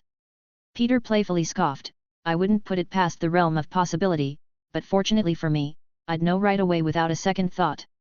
It was Gwen's turn to scoff. Oh, yeah, smart guy, how? Peter pulled her into his arms, planting a kiss on her lips. Because only my Gwendolyn can look, feel, and taste this amazing, Peter said with a smirk. Gwen didn't appear amused and raised an eyebrow, so, you'd have to touch and taste her to know it's me. No. And yes, I would still love you even if you were a worm, Peter said confidently. He suddenly stopped and chuckled to himself. Gwen looked at him strangely before asking, what's so funny? Peter continued laughing before replying, since the multiverse is real, there might actually be a universe where you're actually a worm. Gwen looked at him with a deadpan expression, her lips twitching as she tried to stop herself from smiling. Peter raised his hand in defeat, I'm just saying, there is literally a cartoon pig version of me, the chances of a worm version of you aren't low. Gwen shook her head and rubbed her forehead, why did I have to find out the multiverse is real? I could have just remained blissfully unaware and stayed ignorant. But now I have to wonder if there really is a worm version of me. Peter hugged her, planting a kiss on her neck before tightening the embrace. I wouldn't worry if I were you, after all, you'd be the cutest worm ever, he teased with a warm smile. Gwen chuckled, shaking her head. I hate you so much, she playfully muttered. I love you too, Peter replied with a smirk. Gwen, wanting to change the direction of the conversation and not wanting to deal with the headache of wondering if there really is a worm version of her, pointed towards a building a few structures away. What's that? She inquired. Peter squinted his eyes. Oh, cool. A glow-in-the-dark mini golf course. We have to try this out. Gwen, having never tried golf before, shrugged her shoulders and followed Peter from the tops of the buildings. They landed by an empty alleyway and walked towards the golf course, where they paid for their spot inside. You haven't played golf before, right? Peter asked. Gwen shook her head, indicating no. Peter nodded, well, good because neither have I. There's a first for everything. He smirked before twirling the golf club over his hand and striking the glowing green ball in front of him. The ball sailed over all the obstacles and landed directly into the hole. Gwen turned towards Peter, raising an eyebrow, I thought you said you've never played. Peter just gave her an awkward smile, I actually didn't mean to do that. I meant to hit it softly. I totally meant to do that, I'm just that awesome. Gwen chuckled before placing her glowing blue golf ball in the starting position. As she positioned her golf club, she started swaying her hips, capturing Peter's attention. Swinging her golf club, the ball soared through all the obstacles, creating a hole the size of the golf ball in a straight line before embedding itself into a wall. Gwen looked at the golf ball through the hole she made and glanced at Peter with an awkward expression, whispering, oops. She said questioningly. We run? Peter asked. Gwen nodded as they both threw their golf clubs away and started running out. A few seconds later, an angry voice echoed behind them as they ran out. Hey wait! What the hell did you kids do to the walls? You're going to have to pay to fix this. But Peter and Gwen just looked at each other as they ran, prompting them to start laughing. Peter and Gwen then parkoured through the side of the building, making their way through the rooftops once again. We didn't have to run, you know. Gwen said with a small smile. I know, but wasn't it fun thinking we were troublemakers getting away? Peter smirked. Gwen rolled her eyes and put a hand on Peter's chest. Yeah, my big bad troublemaker, I guess it was fun. Peter wrapped his arms around Gwen and pressed their heads together. If I'm a troublemaker, what does that make you, you seductress? Don't think I didn't see the way you were wiggling that cute butt of yours towards me. Gwen blushed at being called out and looked at Peter's eyes challengingly. Oh yeah? So what are you going to do about it, big guy? Peter didn't respond and took Gwen's lip, his hand slithered around her waist taking a hold of her thick behind and gave it a firm squeeze causing Gwen to moan into Peter's mouth slightly. As Peter backed away, he said, "I saw a hotel when we're jumping buildings, want to finally do it." Gwen bit her lips seductively and nodded her head, her eyes filled with lust. Peter picked her up in a princess carry and took her away towards the hotel he previously saw. While Gwen held onto Peter's neck waiting in anticipation. Chapter 66. Third person's POV. After swiping the room keycard to their paid hotel room, Gwen went in first with Peter just stepping a foot inside. Gwen didn't even wait for Peter to step completely inside and jumped on him, wrapping her legs around him. Gwen took a hold of Peter's face and brought her head down towards him, kissing him, tasting his lips. Peter took a hold of Gwen's butt and held her as he finished stepping inside, closing the door with his foot and tossed his bag with their spider suits towards a corner. As Peter walked towards the bed savoring Gwen's taste, Gwen took off his jacket without looking and threw it somewhere she wasn't looking. When Peter got in front of the bed, Peter threw Gwen on it, which caused her to bounce up slightly. In one fluid motion, Peter effortlessly removed his shirt using one hand, revealing his well-defined muscles and abs. Gwen, who was leaning on her arms to arms, looked at Peter's body with a hungry gaze. She licked her lips as she whispered, "Come to mama." Peter, who was able to hear her with his enhanced senses, smirked. He grabbed ankles and pulled her close and started kissing her. Gwen had a hand on his chest feeling his muscles, while Peter started taking off her clothes, leaving her in just her underwear and bra. Peter went and started kissing her neck, making Gwen let out low subtle moans. Peter reached from out underneath her and unclipped her bra while simultaneously giving her a hickey on her neck. Peter started to go downwards kissing her. He grabbed her bra with his teeth and flung them off of her. Peter took her nipple inside his mouth and started sucking, biting and liking it while pinching and playing with the other one. Peter, Gwen moaned while holding his head. Peter switched between them, not playing favorites before kissing her right in between and traveling down her stomach, causing Gwen to giggle due to how ticklish it felt. When Peter got towards the end of her stomach, Peter smirked and made eye contact with Gwen as he bit on her underwear before pulling them off with his teeth as well, which just made the lust in Gwen's eyes grow. Peter took them off without once breaking eye contact, making Gwen blush. Peter knelt by the end of the bed and put Gwen's leg over his shoulder and brought his face closer to her private area. Gwen let out a quiet moan as she felt Peter's breath by her opening. Before she could ask anything, she threw her head back and moaned as she felt Peter's tongue slide against her entire slit. "Ah!" Peter licked her entire slit one more time and felt her little button at the end of it. Peter first stuck his tongue inside his hole, making Gwen moan out his name. "Ah, Peter!" Peter went under and over her thighs, taking a hold before exploring more of her insides with his tongue. Gwen moaned once more before throwing her head back and taking a hold of Peter's hair. She unconsciously rocked her hips on Peter's face. Peter then let go of her, causing her to look down on him questioningly before she could express her dissatisfaction. Peter started sucking on her pink boob while simultaneously pushing and fingering her insides. Peter, I feel something coming." As Peter was sucking her boob, her thighs closed up, squishing his face as Gwen thrusted her hips upwards as she started coming. I'm coming." Peter didn't stop and continued to eat her out as she orgasmed. She came down from her orgasm panting, having never experienced something so pleasurable before. Peter stood up and smirked at her panting and liked his finger before wiping the corner of his mouth, making Gwen start blushing and get embarrassed. "Delicious," Peter said, licking his lips savoring the taste. Seeing him teasing her, she grew competitive. With renowned vigor she stood up and aimed Peter's body to the bed before pushing him, making him sit down. Gwen knelt down before him and reached for his belt buckle. After undoing it, she took a hold of his pants and underwear before pulling them off in one quick motion. Gwen knelt before Peter's cock in shock. "This thing is supposed to go inside of me?" she asked with a hint of fear and awe in her tone. She slowly reached out her hand towards cock, and as she wrapped her hand around it, it twitched, taking her by surprise slightly. Peter gave her an awkward smile. "Sorry, your hands were cold. And your cock is hot," she unconsciously whispered out, tightening her grip on it. She slowly started to stroke it slowly, afraid that if she did it too fast it could hurt him. "You can go faster," Peter said when he saw her hesitation. Gwen nodded and started to pump her fist at a faster rate. She then noticed precum leaking from his tip, which started to lubricate his shaft. The more Gwen looked at the precum surrounding his tip, the more curious she got. She went and licked the tip of his cock slightly. "It's not too bad," she thought to herself, before going for seconds. She started licking his tip while continuing to stroke his cock. She ended up getting the tip inside her mouth and started to suck on it while her hands never stopped, causing Peter to groan due to the pleasure. Although she was inexperienced as much as he was, she made up for it with her enthusiasm. She started to slowly take Peter's cock deeper and deeper into her mouth while licking his shaft every time she bobbed her head. Gwen closed her eyes and savored the precum that was coming out of Peter's cock. Peter groaned once more and put his hand on her head and unconsciously pushed her head down more than she expected. She made a few gagging sounds but otherwise didn't stop. Instead she picks up her speed, slobbering his cock with her saliva. Peter grabbed her hair and held it in a ponytail and watched as Gwen went up and down his cock with great enthusiasm, bringing him close to the edge. He slowly thrusted his hip, making his cock go even deeper. Gwen had to stop stroking him and hold his thigh for support. She kept making gagging noises but she was enjoying it all the same.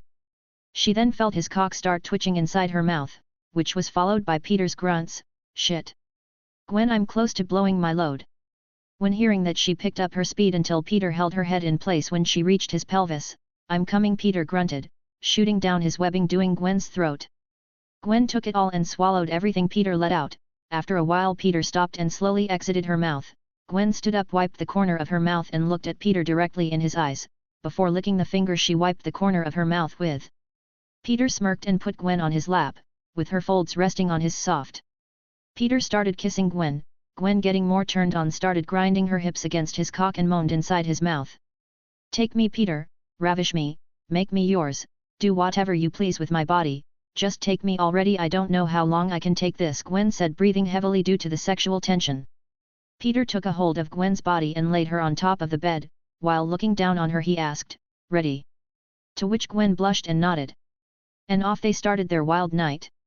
Chapter 67. Third person's POV. Gwen laid underneath Peter with her hands around his neck, looking at him in his eyes. Peter kissed Gwen before taking a hold of his tool and started aiming it towards Gwen's pussy. Gwen moaned as she felt Peter's tip start entering her pussy. Her moaning got louder as his cock went further in, expanding her insides until he reached an obstacle, which was her hymen. Peter looked at Gwen for confirmation. Gwen bit her lip and nodded her head. And with a big thrust Peter pushed through, breaking her hymen, making Gwen cry out in pain and pleasure. They both started glitching in place for a few seconds before stopping, causing them to groan out in pain. Peter, trying to salvage the situation, looked at Gwen and teased her, "Damn ma, your inside felt so good you made me glitch from this reality."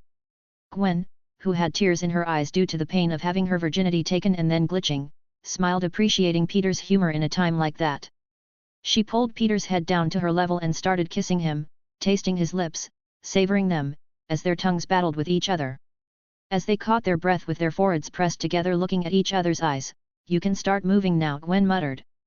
Peter kissed her one more time before he slowly started moving his hips. Peter grunted as he felt Gwen's wet and hot walls clinging and scrapping against his cock.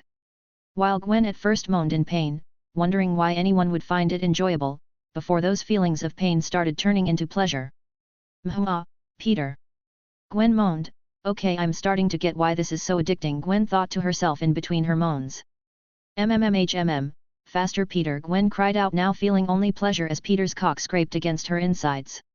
Peter increased the thrust of his hip, causing Gwen to moan to increase. Peter thrusted his entire length inside, making Gwen moan in both pain and pleasure as Peter's cock started crushing the entrance of her womb. The two moaned and groaned in pleasure as their hips clashed. The sounds of their skin slapping against each other resounded around the room. The sound of the bed creaking and the headboard slamming against the wall increased as they increased their pace. The two lovers moaned and groaned as they both started approaching their limit. Peter thrusted a few more times before stopping deep inside Gwen, his cock expanding as he shot his load deep inside of Gwen. Feeling Peter's cum enter her womb was enough to send Gwen over the edge. Her eyes rolled to the back of her head as she came, her pussy clenching around Peter's cock, milking him dry. Peter and Gwen panted as they caught their breaths. Peter was about to pull out when Gwen stopped him, grabbing him by the neck and pulling him closer. She whispered seductively in his ear, "I don't want any of your cum to leak out, so stay inside." Peter felt a shiver run down his spine as he looked her in the eyes. He saw how much she wanted this and how serious she was. He smirked at her and leaned closer, whispering in her ear, "Your wish is my command." Peter kissed Gwen before pulling out and flipping her onto her side, lifting her leg and sliding himself back in. Gwen moaned as she felt Peter re-entering her, his cock still hard even after the intense session they had. Peter grabbed her hand and interlocked their fingers as he started moving his hips, thrusting his cock into Gwen's pussy. Gwen bit her lip in pleasure as Peter's cock reached places she couldn't even imagine. the new angle allowing Peter's cock to scrape against the inside of her pussy. "Oh, Peter. It feels so good," Gwen moaned as she turned her head towards Peter, locking their lips together. Your pussy is so tight and warm, Gwen, it's sucking me in," Peter groaned, as he moved his mouth down and started sucking on Gwen's neck. "MMMH, your cock feels so good inside me, fuck," Gwen moaned, the new position and Peter's cock reaching new angles sending Gwen to heights she's never been to. Peter's hand snaked around Gwen's front as he started fondling her breast. He twisted her nipple, and pulled at it, making Gwen groan and moan in pleasure. Gwen turned her head towards Peter again and started kissing him. While their tongues battled with each other, Gwen used her hand to grab Peter's hair and pull him closer. The two broke the kiss, gasping for air.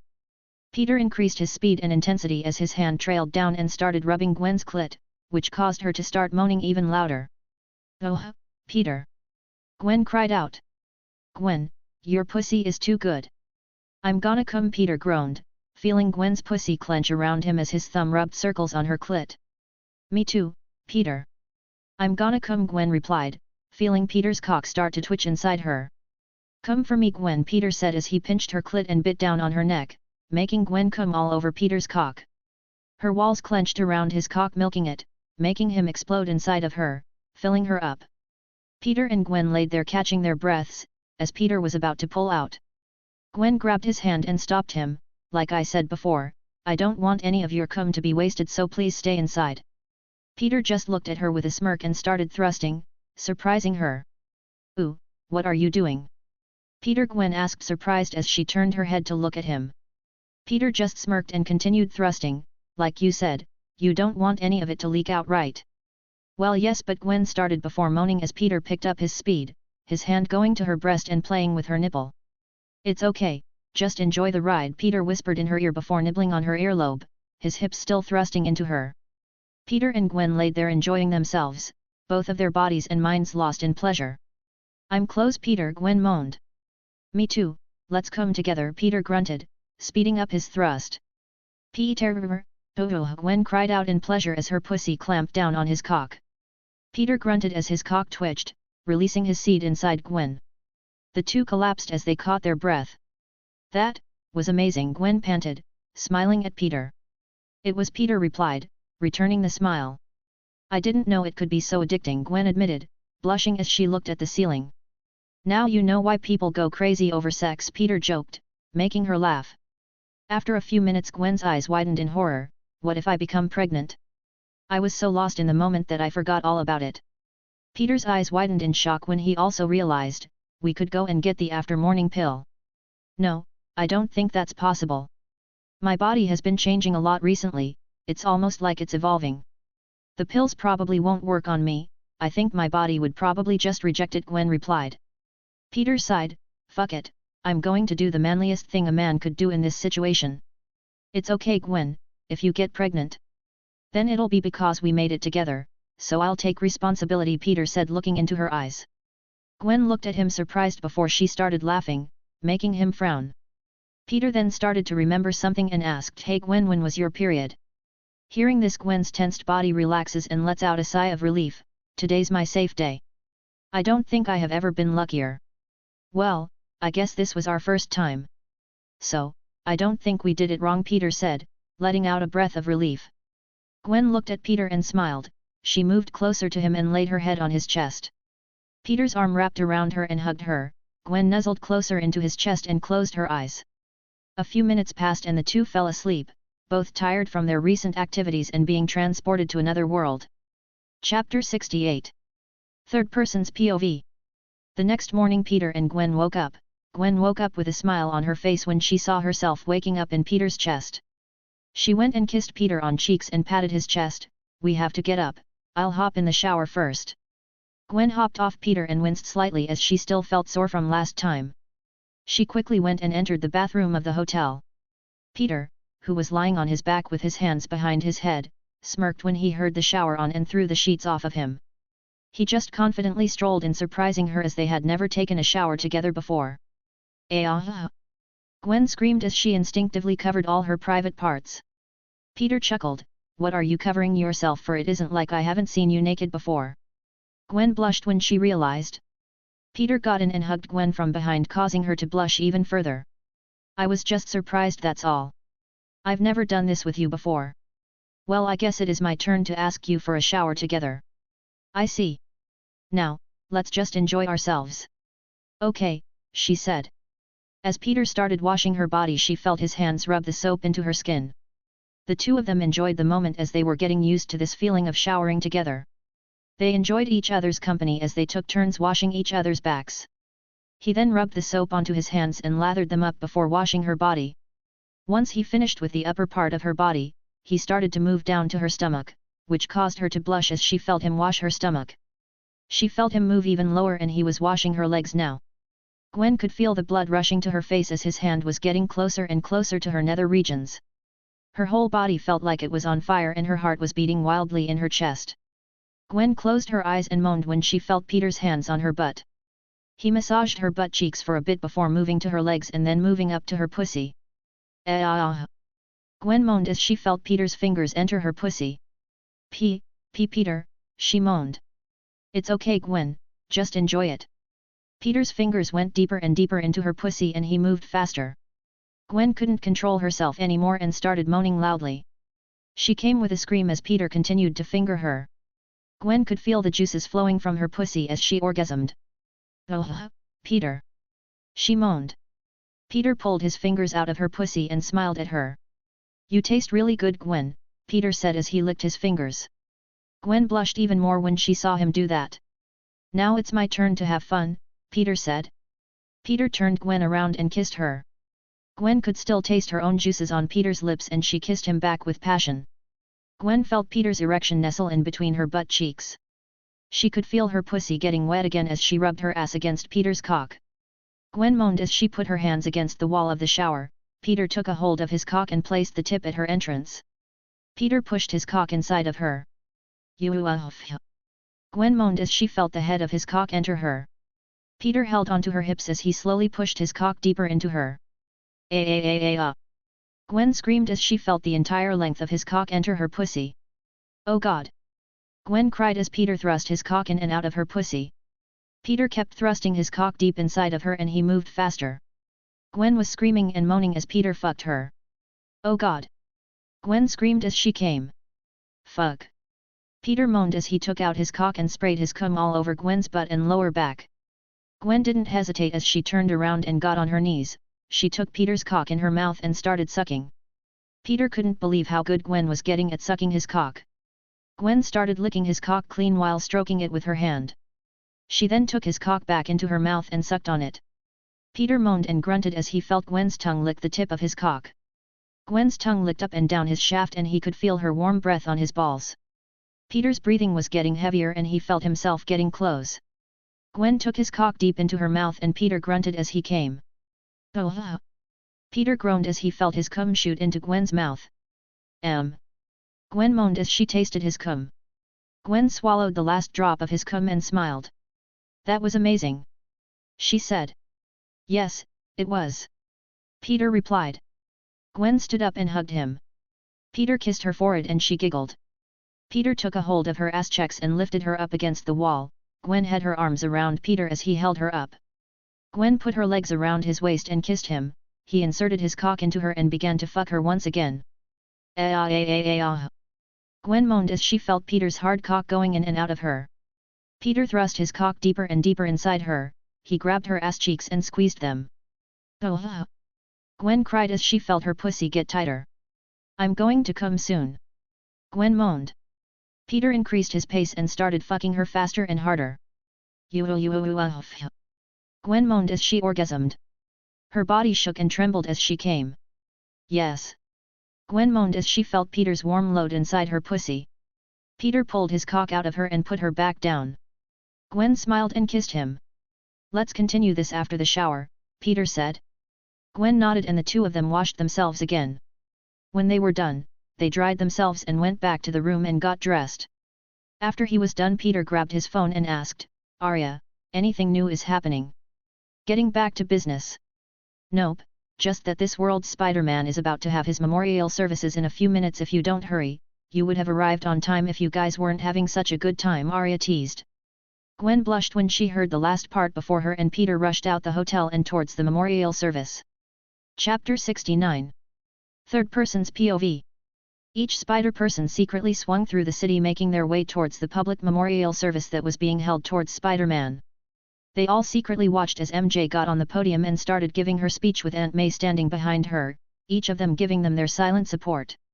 Peter sat on top of a building looking down towards everyone that was wearing Spider-Man mask with Gwen sitting on his lap. "It looks like this Spider-Man is really loved," Gwen muttered seeing everyone gathered together. Peter just wrapped his arms around Gwen tightly. "This is honestly a real eye-opener," Peter replied. "This Spider-Man has impacted the lives of so many people, I can't help but feel a bit motivated." Gwen nodded her head in agreement. "I know what you mean. It's making me glad that I decided to keep being a superhero and not just quit," she said softly. "My husband, Peter Parker, was an ordinary person. He always said that it could have been anyone under the mask, he was just a kid that happened to be bit." MJ started off. "Yeah, I'm not getting used to that," Gwen pouted. Peter just chuckled and kissed her cheek, making her scoff before smiling and paying attention to the much older-looking MJ. He didn't ask for his powers, but he chose to be Spider-Man.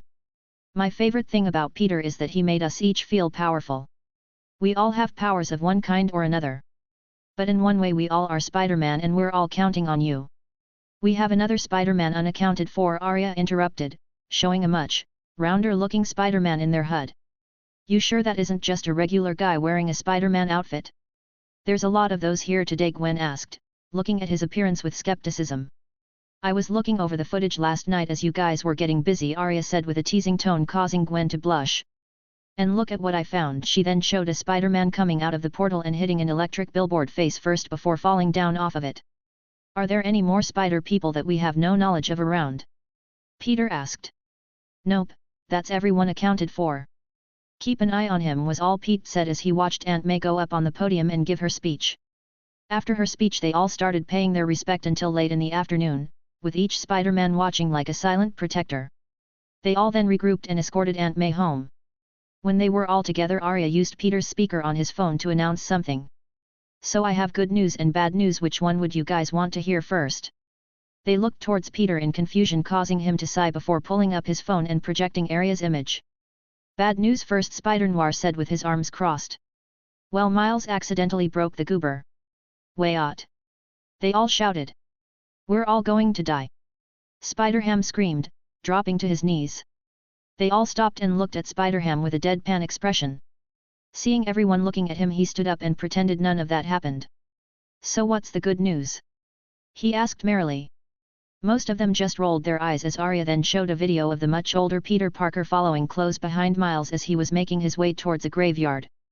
"A Spider-Man is making contact with Miles Morales," Arie said. "How is that good news?" Peony asked, confused. "It's not, but I thought if I add some news and say it was good news it would make the bad news better," Arie proudly stated. They all sighed as GWEN2 asked, "How did Miles even break the goober?" Arie then showed a video of Miles walking up the steps to a building, realized that it was too high, walked back down, and went right next to a much shorter one. He took a running start to jump towards the building in front of him before tripping on his laces and falling off the building, hitting everything on the way down, landing on his side. He slowly took out the goober chip, in which the video ended. "Ha ha ha ha ha ha!" Arie's laugh resounded throughout the room. "It's funnier the second time I watch it." Mostly everyone had their faces buried in their palms. "Didn't this world Spider-Man have a copy or something?" Peony asked. To which Arie's small holographic image appeared, shaking her head. "He doesn't. I already checked his servers, it appears he stole it. I would have gotten it from Alchemax's servers, but it appears they are stored in an independent server, so it has to be accessed manually. Well, it looks like we have a mission: meet up with Miles, then go get the computer at Alchemax, bring it here, make another goober/override key, take the goober to the collider that brought us here and go home." "Why are we meeting with the kid? We could get everything done without him and not put his life in danger," Noir asked with a brow raised. 1. I don't think he would appreciate it if we did it without him, since this was a task given to him by this world's Spider-Man. 2. After we leave, this world is going to need a Spider-Man to look after it, and as we all know that Spider-Man is going to be Miles, so might as well train him as best we can and put him in danger within our presence so we could properly guide him," Peter stated. Noir nodded his head in understanding. "Makes sense, now that Spider-Man is dead this world is going to need someone or else a lot of lives will be lost and everything will fall into chaos. Everyone got geared up and exited Aunt May's house before they took off, in the dead of night. Follow me, I already have their location, Peter said, taking the lead. Soon they saw something which left them in shock. Miles and a Spider-Man sticking to a train with webs, while Miles screams in panic. The Peter with the beer belly appeared to be unconscious as Miles tried his best to guide his way through traffic, which only caused them to swing uncontrollably. Miles screamed as beer belly Peter smashed into a light post as he started to regain consciousness, losing it again. He then hit a snowman, before they ultimately ended up on the floor in the middle of a crosswalk. Just walk right by us, citizens of New York, Miles groaned with Peter beer belly Parker unconscious next to him. Out of nowhere webs shot from the sky, grabbing both Peter B. and Miles from the floor and pulling them up towards the roof of the closest building. Miles screamed, taken by surprise. They were both then surrounded by everyone. Dude, talk about chaos, if this was a pinball game you would have scored big. You hit almost everything in the way, Peter said in a teasing tone. Miles' spy-day senses alerted him off everyone around him, which was the same for them as they looked at Miles. It's the same as last time, you guys are the same as me, he muttered. Who are you guys? He asked, standing and looking around with caution. Well, that's a long story, GWEN2 said as she took off her mask. Gwanda. Chapter 70. Third person's POV. I see. Miles muttered as he listened to their tales inside his room with Peter B tied around a punching bag. I really messed up, didn't I? Miles said with an awkward expression while holding the broken goober in his hands. Don't worry about kid, it's quite literally your second day having these powers, we all accidentally broken a thing or two early on, Peter said, patting his shoulder. Kid? You don't look much older than me, Miles said with a raised brow. I'm like a year older so. Peter shrugged his shoulders. You are. They look at Peter in surprise. What? Is it that surprising? They all nodded their heads in sync. I assumed you were like 18 or something, not a 15-year-old kid, Noir said, sitting by the window overlooking the city. Wait, how long has it been since you were bit? GWEN2 asked. Gwen and Peter then looked at each, like around 3 months ago. A/N if someone can actually do the math, I would make love to you. Really? They all shouted once again, except for Miles looking surprised. Gwen and Peter looked at the others in confusion. What are you surprised about? Don't take this the wrong way, but I thought you would have had more experience or something with the way you have been acting. I wouldn't have assumed you were a newbie. Oi, Peter said, Gwen and I may not have been Spider-Men for long, but we know how to handle ourselves. Don't go underestimate us now, thinking we don't know what we're talking about cause you guys have more experience. They all unexpectedly started to glitch, causing some of them to fall to the floor, even Peter B. That was tied up and unconscious wasn't spared. Miles looked around with worry, so this is what they meant when they said they needed to do this quickly. They all groaned as they slowly got back up. Okay, I'm going to take that as a warning sign to wake up this hobo and get going, Peter muttered. I could use this, Spider-Ham said as he pulled out a mallet from out of nowhere. Where did you know what, forget it, Gwen said, shaking her head. I got an easier way, Peter said as he rubbed his hands together, which caused small sparks to appear on his hands. Clear. Peter announced before placing his hands on the Peter B. BBBZZZZTTTT. Peter B started spazzing out slightly. It appeared as if he was going through an X-ray, showcasing his skeletal structure. The others stared at Peter wide-eyed, while Miles' eyebrow scrunched up slightly.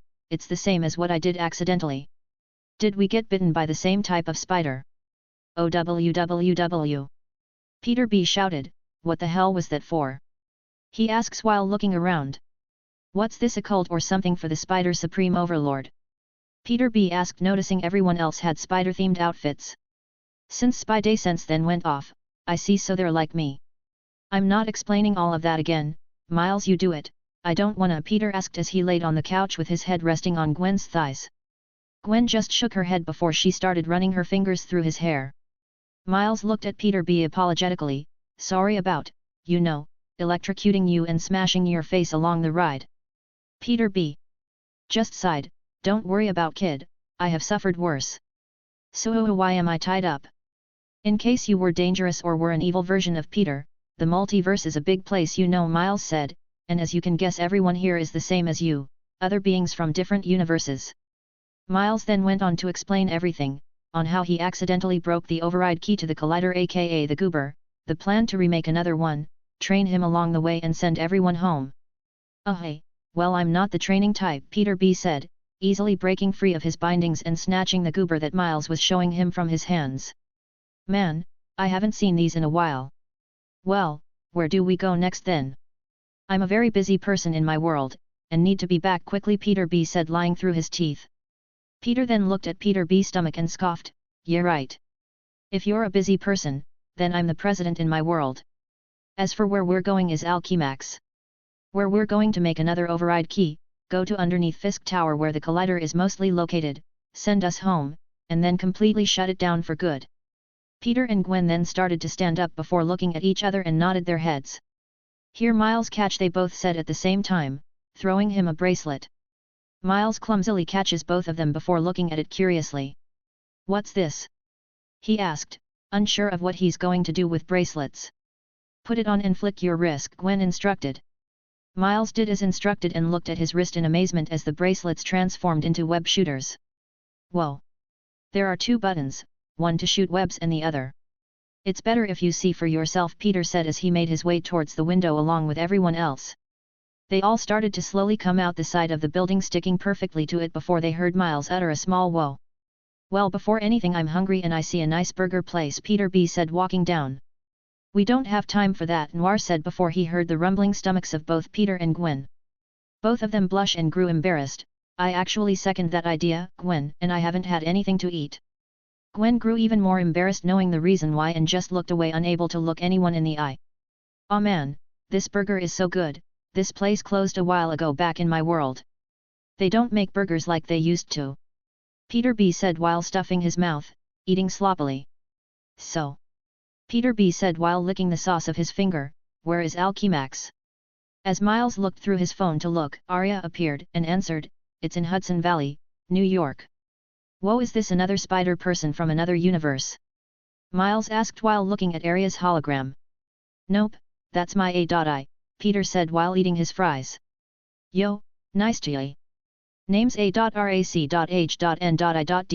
Arie for short. Arie introduced herself by copying Peter's greeting. So cool! Miles exclaimed as he started poking her image, causing it to distort slightly. You have an A.I? Peter B asked with a raised brow. You don't. Peter scoffed with clearly fake arrogance. As they finished eating, the check was placed in front of them, causing them to freeze when they realized they didn't have any funds. So who's covering the check? I'm not exactly carrying any money. You know, the whole other universe type of deal. Peter B said as he pushed the check in the middle of the table. Everyone slowly turns to Miles as he pointed at himself. You can't really expect to pay for all of your meals, I ain't got that type of cash of me. Relax guys, I got you covered, Peter said, taking out money. But it's money from another universe, I don't think that will work here, GWEN2 said warily. What part of I have an AI did you guys not understand? Wait, you stole that money? That's bad, you know, they asked as they looked at Peter with disapproval. Peter simply rolled his eyes. Oh relax, it was a gift. Right Arie? Peter smirked. He, that's right. Kingpin decided to wear red last night and deliver us some gift in our stockings, he. Both Peter and Arie chuckled sinisterly, leaving the others speechless while Gwen just shook her head with a sigh. Chapter 71. Third Person's POV. Do we really have to swing to Hudson Valley? I just ate and this swinging isn't right for indigestion. Peter B shouted, looking green, as he swung behind the others. Miles appeared next to him as he was starting to get the hang of swinging but still had a bit of difficulty. Peter B looked at Miles swinging and sighed, let the momentum carry you, you don't have to actively put power in your swings, all it does is make it awkward and you waste your energy. Miles did as Peter B said, which caused his movements to become more natural. Unbeknownst to him, Peter B let out a small grin, that's it, you're getting the hang of rather quickly, kid. Haha, this is amazing. Miles shouted. They arrived a few meters away from the Alchemax building and hid around the forest area, where they had a clear view of the entrance. They all then started getting ready, fixing their suits, taking off unnecessary pieces of clothes. Everyone silently stared at Miles as he tied a yellow cape and posed as the winds made the cape flutter. What? He asked, still posing. No capes. Peter said, snatching it off his back. Peter B and GWEN2 looked at Peter with a sigh. Are you seriously making an incredible reference right now? GWEN2 asked. You're goddamn right I am, Peter said in a serious tone. All right, here's the plan. Peter B started off, trying to change the subject while crouching down to avoid being detected, which caused the others to follow his actions. Step 1, we infiltrate the lab. Step 2, we find the head scientist computer. Step 3, I hack the computer. Step 4, download the important stuff, and Step 5, grab a bagel from the cafeteria and run. Or, Peter said, Gwen and I turn invisible, go in stealthy, connect Arie to the computer, have her download all the important information and transfer it back to this world's Spider-Man hideout, and have her make the override key. But that's boring. Both Miles and Peter B said at the same time before they looked at each. Jinx. They both said, pointing at each other. So are we going to ignore the fact that these two can turn invisible? GWEN2 asked in surprise. Yes we are, Peter nodded his head. Didn't you say you were training the kid? This could be a part of it. Peter B stated his case, putting a hand on Miles's shoulder. You did say we could use this chance to train Miles's, so I don't see the harm of him going for it, Peony said from her spider mecha. Peter sighed, very well, we'll go with your idea, but my Gwen and I are coming along. We will be invisible following the two of you, looking at Peter B and Miles. But just know Gwen and I will not be helping you, everything is on you. We will be there to just in case things go haywire, we will be the last resort. As for the rest, I will need you guys to stay out here in case things go south and need cover while we escape, Peter said while looking at the others. They nodded their heads in agreement as they went forth with the plan. Both Gwen and Peter both turned invisible as the others looked at where they were standing with a hint of jealousy. Invisibility is so cool, I wish I had it. I can just imagine all the cool things I could do, Spider-Ham said, shedding silent tears. I would have become an undetectable creature of the night, Spider-Noir muttered, looking lost in thought. Miles followed alongside Peter B as he crawled his way through the air vent, making as little noise as possible, while Peter and Gwen just casually walked through the front door, undetected. As they follow Peter B and Miles on the ground level, outside a new development happens. At first they were all seen laying around a hammock made from webs resting until they noticed a black van suddenly parked in front of the entrance, attracting Gwen 2's attention. Oh guys, you might want to see this. They all look over and see Kingpin exiting the van before talking to a scientist and heading back inside. Shit, they all simultaneously said. How do we warn them? Peony asked worriedly. Well, if we think about this logically, Peter and Gwen are inside invisible, so they should be able to spot him before he spots them. They would be able to inform Peter B and Miles, and work together if anything happens, Noir said with a hand on his chin. So we don't do anything? Gwen asked, irritated. If we hear a commotion inside we will rush straight in, if not we would just be informing everyone of our presence, Noir said, looking at Kingpin's van. At the same time, a warning sign came to Peter in his HUD inside his mask. Yo, it looks like we have a guest. Peter didn't say anything and climbed towards the ceiling along the long vents, where he found Miles and Peter B crawling through. Heads up, Kingpin is here, he whispered inside the air vent, which they managed to pick up. Got it, they whispered back and continued crawling ahead. Peter climbed back down and joined Gwen. Peter and Gwen waited for Kingpin, who appeared rather quickly with a female scientist in tow. On her chest her name was displayed as Dr. Olivia Octavius. They followed them inside what they assumed was her office. Mr. Fisk, look at this data. I know you really can't understand it, but these are really good numbers. Dr. Olivia sat by her computer and typed out her password, which Peter B caught from the openings of the air vent. And password caught. He muttered to Miles. Dr. Olivia turned over her computer monitor and showed Fisk images of the after effects of the collider. Mr. Fisk, if we fire again next week there could be a black hole under Brooklyn. You see this and this? She said excitedly while pointing towards different images. These are multiple dimensions beginning to crash into each other. Blah blah blah, Peter B whispered, mimicking them with his hands. He put his arm around Miles. This the norm for Spider-Man stakes, watch this, next he's going to say, you've got 24 hours, Peter B deepened his voice. You've got 24 hours, Kingpin said, just as Peter B predicted. What this means is there could be a rupture in the space-time continuum, Dr. Olivia tried to explain, following behind Kingpin as he was already leaving the room. As they left, Peter B opened the vent and escaped from the middle of the octagonal-shaped lights and stuck to them before jumping down and landing on the seat in front of the computer. He started typing out the password as Miles tried to do the same but had trouble unsticking from the lights, which caused Peter B to stop what he was doing and look up towards Miles. "What are you doing, bud? I can't move," he loudly whispered. "Okay, just relax your fingers, we don't have time, just let go. Be in the moment," Peter B tried to coach Miles. "I am in the moment."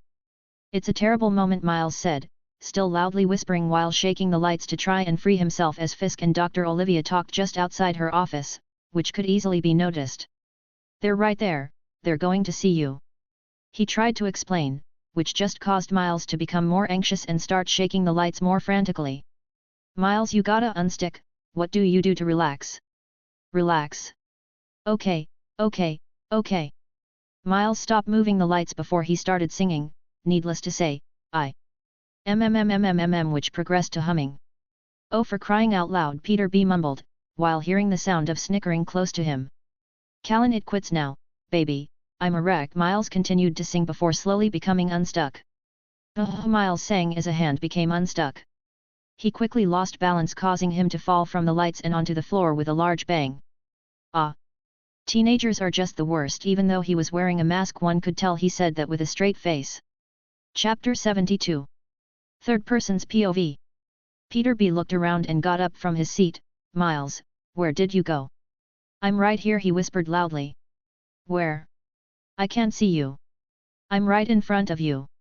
Miles then looked at his hands in surprise. "Whoa, I turned invisible just like Peter and Gwen, this is awesome. I didn't know every Spider-Man had these powers." "That's because they don't," Peter B said with a sigh. "Now that's seriously unfair. Either this is rare and you guys were lucky, or every Spider-Man could do this and I just so happened to miss out on the spider power lottery." "It's rare." They heard the whispers of Peter and Gwen. "This world Spider-Man didn't have it either," Miles said. "I mean seriously, this is so cool, it's like a flight or fight mechanism," Peter B said while poking where the voice was coming from. "Ah! My eye, you just poked me in the eye," Miles said as his part of his eyes blurred like part of the camouflage was coming undone.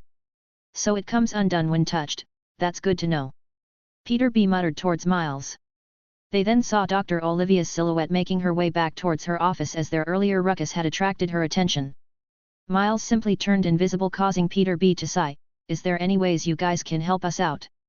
he quickly asked Peter and Gwen. "Nope," they both said simultaneously, popping the P, which caused Peter B to sigh once more and turn towards where Miles turned invisible. "Remember this password, DGFAMPESAND.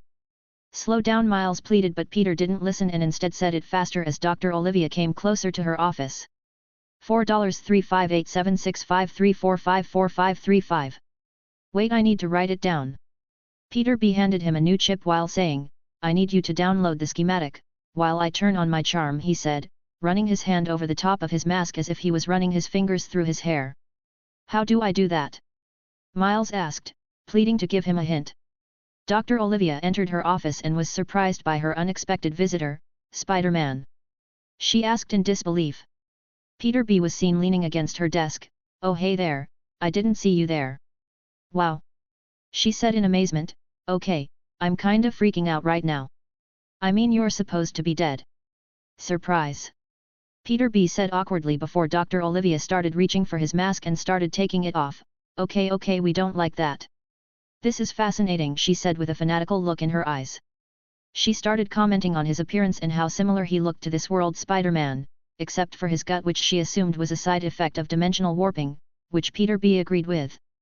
While that was happening, Miles tried to type in the password, and when he couldn't remember the rest, he picked up the monitor and showed it towards Peter B, asking what's the rest. Peter B tried telling him with his fingers. "Hey, old are you? 'Cause you don't look a day over 35. Peter B shouted, giving Miles a hint. "Are you seriously not going to help us?" Miles whispered towards Peter and Gwen, while typing 35. "No, this is training," Peter muttered right next to Miles. "I'm going to have to agree with Peter, you're going to have to learn how to handle situations under stressful moments." Gwen also muttered on the opposite side of Miles. "And they said I was crazy," Dr. Olivia repeated while still examining Peter B. As Miles hit enter, the computer monitor showed a disorganized desktop filled with files scattered around on top of each other. "This might pinch a little," Dr. Olivia said before pushing Peter B, who stumbled back and landed on a chair. As soon as he sat, the chair cuffed his hands and buckled him up, holding him in place. She took a cotton swab, opened his mouth and took a saliva sample, before taking it towards a microscope. "Organize your desktop, lady," Miles mumbled.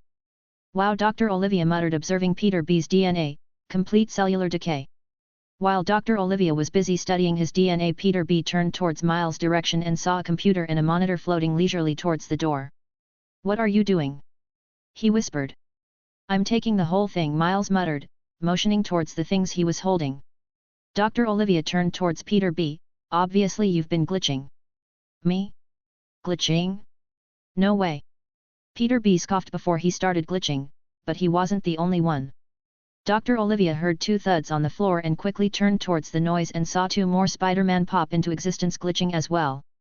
"Fuck, we forgot to take glitching into account," Peter groaned. "I hate this," Gwen groaned alongside him. Dr. Olivia's eyes widened in astonishment. "There's more of you," she whispered in excitement. Her octangular glasses gave off a glint and her smile slowly turned sinister. "More experimental subjects to watch as they slowly decay." Her voice getting louder alongside her excitement. Peter B, Miles, and Gwen slowly turned their heads towards heads in surprise as they couldn't believe what they just heard, while Peter sighed. "Excuse me, but what did you say your name was again?" Peter B asked nervously. "Dr. Olivia Octavius," she said as she stood up and dropped her lab coat to the ground, showing her wearing a green tight suit. She tied her hair in a messy bun and took off her glasses as four tentacle-like arms sprouted from her back. The tentacles reached her face and green goggles formed. Her four tentacle arms stretched and reached for everyone in the room. Peter and Gwen jumped up and back from the ground as the tentacles slammed where they once stood, creating cracks on the ground. While Miles simply jumped back and avoided them, causing the tentacle to grab onto nothing but air. The only one that was able to get away was Peter B. As he was unable to move, the tentacle grabbed his neck and practically choke-slammed him onto the ground, still tied to the chair. "Can I assume your friends call you Doc Ock?" Peter B. struggled to say as he was being choked. She just adjusted her gloves as she said, "My friends actually call me Liv. My enemies actually call me Doc Ock. Is this a good time to ask for help from you guys now?" Peter B. asked Peter and Gwen. Yes it is," they both said before they started running towards them. Doc Ock tried to stop them by widely swinging her tentacles, making them unpredictable, but Peter and Gwen let their spy day senses guide them as they jumped and slid underneath them. Peter shot a web towards the middle of Peter B's strappings, causing them to turn green and release him. Peter B grabbed the tentacle off his neck, just in time as Gwen kicked her in the torso while Peter kicked her on her chin, which sent her flying back, crashing and breaking the screen window from her office, which caused the alarm to sound. While Miles looked unsure of what to do, they shot a web which hit an electric lock, which opened the door. "Run, Miles!" they all shouted as they all started running towards the exit. Chapter 73. Third person's POV. As they ran, their spy day sense rang, which caused them to turn around. For Peter it was like the whole world had slowed down. He watched a large table break through a glass panel which separated each office and come flying towards them. As it approached, Peter turned back and slid underneath it. He shot his web at the table, which stopped it just in time from hitting the others, and flung it back towards Doc Ock, who threw it at them. Doc Ock's tentacle arms closed and pierced the table, stopping it on its track. Before flinging it off, but she didn't stop there. Her tentacle arms expanded, carrying her towards them at a fast pace, not caring about smashing the glass panels. It would grab anything it could get her hands on and throw it towards them at a very quick speed. But Peter's speed was quicker. He moved all around, pulling the thrown objects from the air back towards Doc Ock.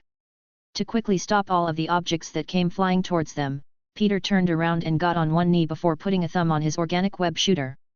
As he shot his webs, multiple strings came out instead of a singular long one. Each part hooked to a part of the office's window screen as it slowly created a large spider web, which caught all objects thrown. Peter turned around and shot a web to pull himself closer to the others, but not before throwing an object towards the spider web he created. Peter B grabbed the monitor Miles was carrying and threw it to the side. "What was that for?" Miles shouted, undoing his invisibility as he didn't see the point of having it on. "We don't need it.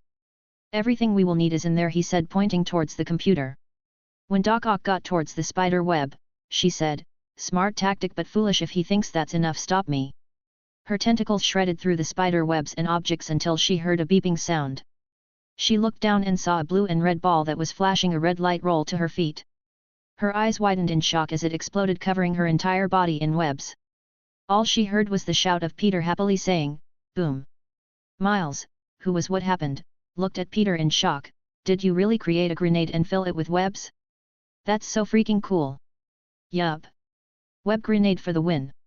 Before they continued talking, they went through a door which led to a cafeteria, and multiple scientists were seen sitting down eating their lunch, which caused Peter and the others to freeze. Peter B looked towards the side and saw a cart with bagels on them and took a few with him. "Don't mind if I do, all this running made me famished. Now the key to getting out of here is to act natural and act like you belong." Peter B as he started walking with a bagel in hand. The others unconsciously followed behind him. One of the scientists sitting down turned her head and looked at them. "Spider-Man?" she asked in surprise. "I just have one of those face," he casually said, waving the bagel at her. The others turned around and quickly reached for their weapons before pointing it at them. "Freeze! Hands up!" she shouted. Peter B handed Miles the bagel and took the computer in his hands. He turned towards Peter and Gwen and just casually said, "This is the part where they all start shooting while we make a run for it and they miraculously miss. Now run towards Terrence." Which they did. They ran towards Terrence and pushed past the door. Miles looked at the bagel on his hand, unsure on why he was holding it, and threw it towards the shooting mobs, which ended up hitting someone on the head. "Now swing through the trees," Peter B said, jumping from the Terrence.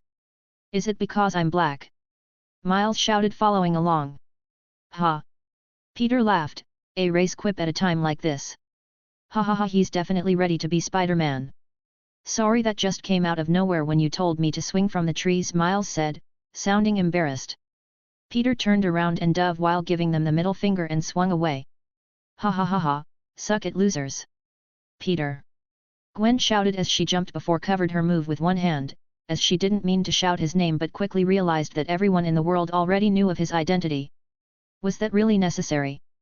Gwen went back to reprimanding him. "Oh come on, they are shooting energy bullets at us, I think it's well deserved," Peter said, justifying his reason. Gwen just sighed as Miles was having a hard time swinging through the trees. Peter B looked back and saw this and shouted, "What's the matter, kid? Never swung through a shootout?"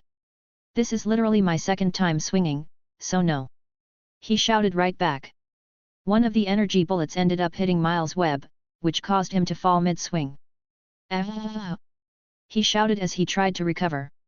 He ended up shooting his web towards a branch, but the branch was too skinny and small to hold his weight. Luckily for him, the snow was there to soften his landing, but that didn't stop it from hurting. He groaned as he got up, but that gave them the perfect opportunity for the scientists to catch up and start shooting him with weapons. Miles ran as they kept shooting him, dodging every shot thanks to his spy day sense. Peter appeared swinging upside down past him and towards the scientists while shouting, "Trust your senses, Miles. Let them guide you. No one wants you to stay safer than yourself, so jump and let your instinct direct your next moves." Peter let go of his web at his peak altitude before shooting his webs in between the scientists. He charged his fist with electricity and pulled himself towards them, slamming his electric-charged fist slam onto the ground. The area around them shook as electricity surged through the ground, hitting some of the scientists, knocking them out. Some of the trees were uprooted up the ground and part of the ground around Peter caved in due to the force of his punch. Peter swung his webs at two trees that were still standing and pulled back on them slightly. While holding his web, he released his hold, which sent him flying through the air above the trees. "Spider slingshot, baby! Woohoo!" Meanwhile, as Miles now had more breathing room, he decided to follow Peter's advice. He took a deep breath before running up a tree and jumping off. He closed his eyes, shaking, but before he touched the ground his body reacted instinctively and shot a web towards the nearest tree. Miles reopened his eyes, which widened in excitement. "Ha ha ha! I'm never going to get sick of this." He swung towards the next tree as Peter B appeared right to him. "Seriously, kid, you're getting better and better, it's unbelievable," he said, sounding proud. But as they swung they heard the sound of trees being turned down, which caused their spy day senses to go off. They saw Doc Ock with her hair and face covered with strings of webs looking rather pissed. "Don't think you're getting away that easily, Spider-Man." From her side she heard the voice of Gwen as she punched her in the face. "Don't forget women too." As Doc Ock was thrown to the ground, Gwen landed right next to her and started freezing her tentacles in place with her ice. "Seriously, you're a woman yourself, what happened to girl power?" Gwen said, freezing her last tentacles. "Seriously, she can use ice. Just where are you kids getting these powers from, and where can I get some of my own?" Peter B shouted with envy. Chapter 74. Third Person's POV. Seeing Doc Ock unable to move, Gwen went back into swinging, catching up with the others. Peter B and Gwen then started glitching, causing them to fall from the skies. Peter! Miles yelled out. As they fell, Penny swooped down on her mecha, catching Gwen on time, while Spider Noir caught Peter B as Miles wasn't quick enough to catch him. Spider-Ham then appeared underneath the computer that Peter B accidentally released and started running around in circles with his arms out. I got it, I got it, I got, he kept repeating as the computer fell into his hands. Thanks. Gwen stayed towards Penny, while Peter B said the same towards Noir. Spider-Ham looked at the computer in his hand and made a shushing motion. SHHH, there's no need to say anything, I accept your gratitude. Meanwhile Doc Ock's tentacle hands started spinning around rapidly inside the ice that held them in place and cut her way through them. As she got out, she sent her tentacle, which now appeared to have a saw at the end of it, towards Spider-Ham as he was the one with the computer. His spy day sense warned him of the danger, which caused him to jump up, avoiding the saw. Sorry, I don't want to become pork chops. That surprised the others and turned towards where the tentacle came from and were surprised to see her. Which made Gwen let out a loud sigh. I should have knocked her out. Throw it over here. Penny shouted towards Spider-Ham, who did as he was told without hesitation. As he threw it, Doc Ock saw her chance and shot her tentacle to intercept it. Penny opened the hatch to her spider mecha and shot a web towards the computer, getting to it before Doc Ock and pulling it inside her console and pulling the hatch down, closing it. Doc Ock clicked her tongue. Worry not, although I was only planning on capture you all, I could afford to kill at least one or two of you. Her tentacles whipped all over the place, destroying some of the trees. She picked them up and threw them all towards them. They all jumped out of the way, letting their spy day senses guide them. As Doc Ock threw one of the logs in front of her, GWEN2 appeared, jumping over it and kicking Doc Ock in her chest, which sent her flying back. She stopped herself with her tentacles before she heard Peter's voice from above as shot his web towards the tentacles, making them stick towards the trees. Sorry lady, but these hands are rated E, for everyone. Peter appeared from the sky, landing his fist across her face, which sent her body flying back. But due to her tentacles being held in place by the webs, she acted like a slingshot and came flying back from where she flew. She swung back and forth, before slowly losing momentum and stopping with her head down, with blood dripping down her mouth and eyes rolled to the back of her head. He turned towards the others, who were looking at him with their mouths open, and gave them a thumbs up, and that's what I call teamwork. Great job everyone! Wasn't that a little much? GWEN2 asked with concern in her voice, watching the blood drop onto the snow-covered ground. Oh, that's nothing to worry about. Peter waved her off. Might I inform you, she was trying to kill us, so being a little rough is okay in my book. Anyways, let's leave. We completed our mission and who knows if Kingpin will send reinforcements, so let's skedaddle. With that, Peter shot his web towards the trees and swung away. The others looked at each and swung after Peter. As they were leaving, Peter B turned towards Miles and said, and that's what not to do when dealing with your villains. You got it, kid? Miles nodded his head, following behind them.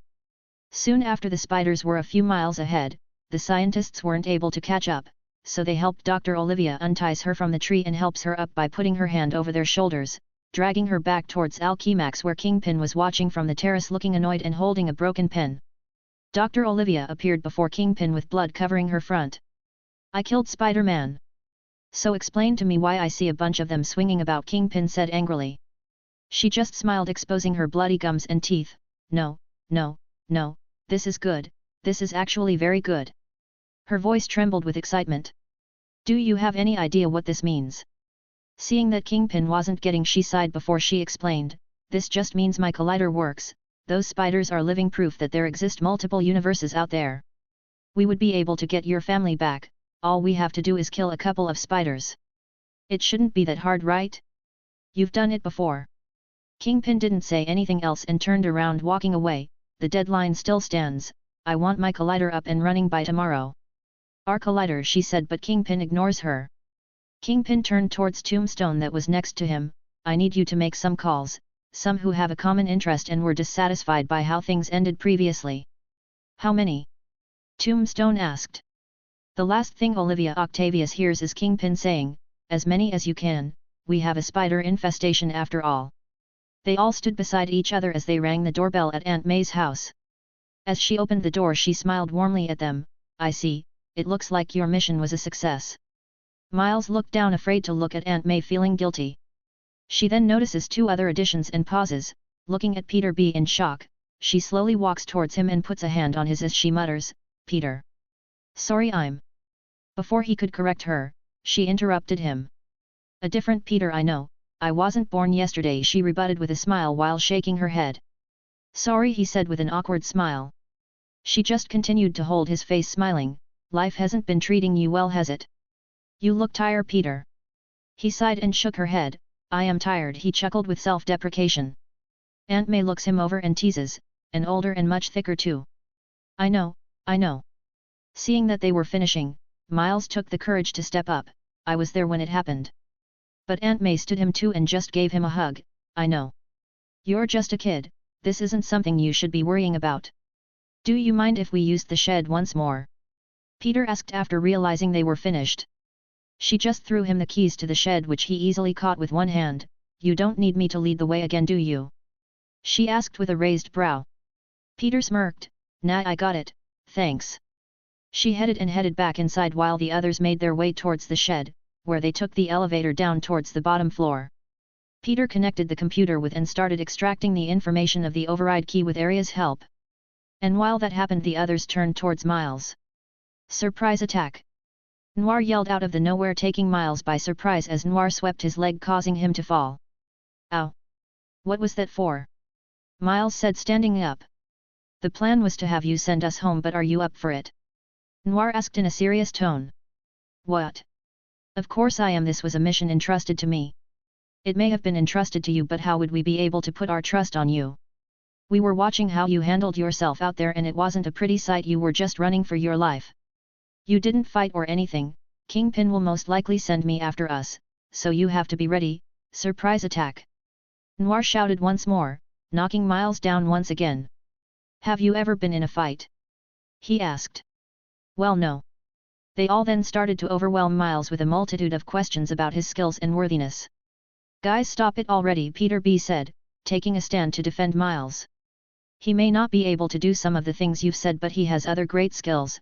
He can turn invisible like that." "Peter and Gwen, show them, Miles." Miles looked at his hands and grunted, "I can't do it on command." "He can also do the zappy hand thing, show Miles." Once more he grunted with his hands out, but nothing happened. "I bet he has other great skills. Those are the only ones." There was a heavy silence, and just as Miles was about to disappear, he heard Peter's voice. "You're supposed to blend into your surroundings, not simply disappear. You're not turning invisible, just camouflaging. And you're supposed to let the electricity flow through your body. Electricity/lightning is too chaotic to be controlled properly and precisely, so you must direct it where you want it to go, kinda like how wires transfer/direct power from one place to another." They all turned towards Peter, who was still typing away, getting access to all the files, not even looking at any of them. Miles didn't say anything but nodded his head before closing his eyes and disappearing from their view. And leaving the place, Peter B looked at the others in frustration. Was that really necessary? He asked as he saw the elevator start rising up and disappear. "It was," Peter said, finally looking at them. "Miles doesn't have any real confidence in himself at the moment. So they tore down his fake confidence and left him naked so he could discover it himself." "You could have been nicer about it, and helped him find the confidence he needed, not just jump him like that," Peter B retorted. "That's the thing, the confidence he needs isn't something others can give him. This is the type of confidence only you yourself can find," Peter said, still not looking at them. Peter B sighed before shaking his head. Meanwhile, Peony looked at the large monitor. "Hey, do you mind if I do it?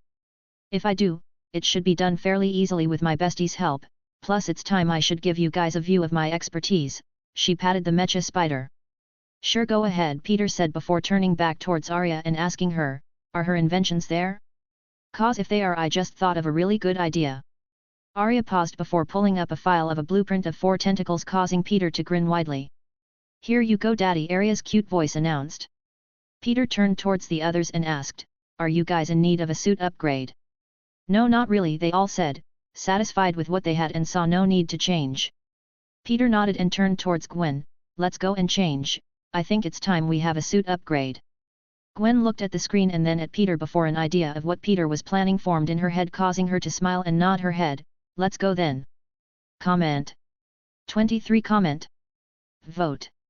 Chapter 75, Chapter 75. Third person's POV. After the recent unsettling events, Miles sought refuge in the only place that offered comfort and support, his Uncle Aaron's apartment. Climbing up the fire escape, Miles peered through the window to check for any signs of occupancy. Noticing the emptiness, Miles stealthily entered and decided to leave a note. "Dear Uncle Aaron," Miles muttered, "I gotta do something and I don't know if I can do it. I'm scared, man. I'm just tired of letting everyone down, you're the only one I can talk to." Miles halted as he detected movement, freezing at the sight of an imposing black figure near the window he had entered. Gasping, he observed as the figure lifted the window, prompting Miles to quietly run and conceal himself. The Prowler, the mysterious figure, stood vigilantly, scanning the area with a visor attempting to detect anomalies. Miles cautiously moved behind a couch, avoiding the Prowler who was slowly advancing in the opposite direction. The Prowler suddenly turned and locked eyes with Miles behind the couch. Fortunately, Miles turned invisible at the right moment, evading detection even from the Prowler's advanced gear. Miles' breath quickened, he covered his mouth with his hands, but fear still gripped his heart. In Miles' mind, the only sound was the rhythmic beating of his own heart. He remained motionless, fearing any sudden movement that might alert the Prowler. The Prowler tapped on his earpiece and spoke, maintaining direct eye contact with the spot where Miles was concealed but unable to detect him. "Hello, Mr. Fisk. I have the security tapes from the tunnel right here," he conveyed, his voice resonating with a deep, robotic, and artificial tone. As the Prowler remained engrossed in his conversation, declaring, "If the kid's out there, I'll find him," Miles began crawling backward in an attempt to escape undetected. Unmasking himself, the Prowler revealed his true face and switched to his authentic voice, stating, "You know me, sir. I don't ever quit." Miles sat there, eyes widened in disbelief, realizing the shocking truth: the Prowler was none other than his Uncle Aaron. Witnessing his Uncle Aaron moving about the apartment, Miles crawled back toward the window in a frantic attempt to escape. In his agitated state, he inadvertently brushed against the leaves of a plant, creating a rustling sound as he made his way back to the fire escape he had initially entered. Uncle Aaron's head snapped towards the window, alerted by the ruffling of his plant. Swiftly donning his mask again, he sprinted toward the window, spotting a now visible Miles, unaware that the elusive kid he was pursuing was, in fact, his own nephew. Thus began the chase, the Prowler's purple gear glowing in the night as he pursued Miles, who desperately tried to escape. Meanwhile, music reverberated throughout the underground base, where Peony, Gwen, and Peter were bustling about. Peter tapped the side of Peony's mecha and shouted, "All right, big guy, I just need you to use your lasers on this last part, and we should all be close to finishing." Inside her mecha, Peony moved around, swiping her control panel while leisurely chewing bubble gum. The spider mecha lifted its leg over a small circuit board, emitting a tiny red laser for a few seconds before stopping. "Thanks, you too," Peter expressed. The face screen of the mecha displayed a thumbs-up emoticon. "All right, Arie, run one final test. How fast do the limbs respond to the neural messages?" Gwen asked, adding the last finishing touches to her suit. "Testing," Arie said, her voice turning robotic, as she was on duty and took her work seriously. "At the moment, it takes around 5 milliseconds for the legs to respond to the neuron signal," Arie reported. Peter sighed upon hearing that, surprising Gwen and Peony. "Why do you sound disappointed?" Peony asked in confusion. "Yeah, Peter, 5 milliseconds is great," Gwen said, proud of their accomplishment. "Oh, don't get me wrong. I know it's great. That's was just me being a perfectionist. I wanted it to be 0.1 milliseconds. But I'm okay with this since it was only our first try." Gwen playfully scoffed at him, "Only you would be dissatisfied with great results." Peter grinned before tossing something to her, which she caught. Initially confused, Gwen soon realized it was a replacement web shooter for the one given to Miles. Both suited up with the new gear, Peter connected the final piece to his suit. Dusting off his hands, he smirked at Gwen, saying, "So, ready to try it on?" Excitedly nodding, Gwen took hold of her new suit, declaring, "What are we waiting for? Let's try them on already."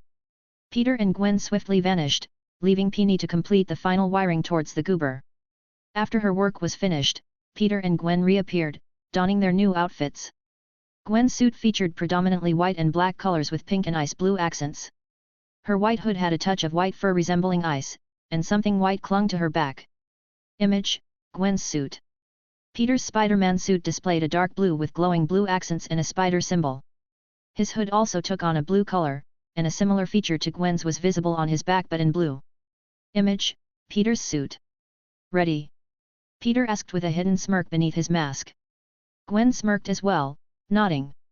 Ready. Flexing their shoulders, 4 spider limbs simultaneously popped out from the objects on their backs. Peter's were dark blue with glowing blue tips, reflecting his electrical abilities, while Gwen's were white with light blue tips, giving them a colder appearance to represent her ice abilities. Looking pretty good, guys. Peony exclaimed, appreciating their new looks. They both thanked her before distancing themselves.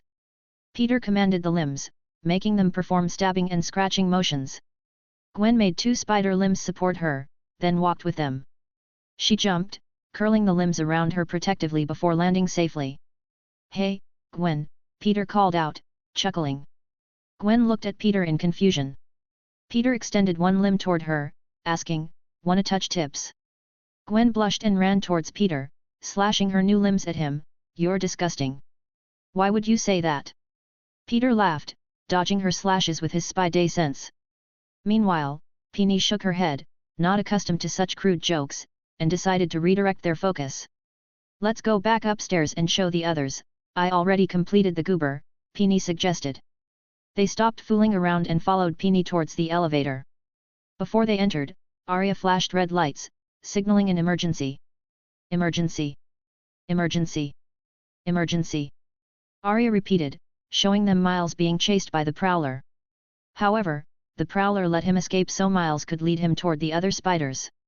"It looks like they have an idea where we are based on the direction Miles is running towards. Multiple villains this world Spider-Man has faced are quickly making their way here," Arie informed them. "Let's go, we have to inform the others upstairs." Peony rushed towards the elevator, with Peter and Gwen following closely behind. "We have an emergency on our hands. Miles is accidentally leading a group of supervillains here as we speak," Peter urgently informed everyone, jolting them from their initial casual state. The news spurred them into action. "Since they don't know we know they're coming, we can be the first to strike," throwing them off their plans, Peter strategized, a sentiment the others quickly agreed with. Thanks for listening.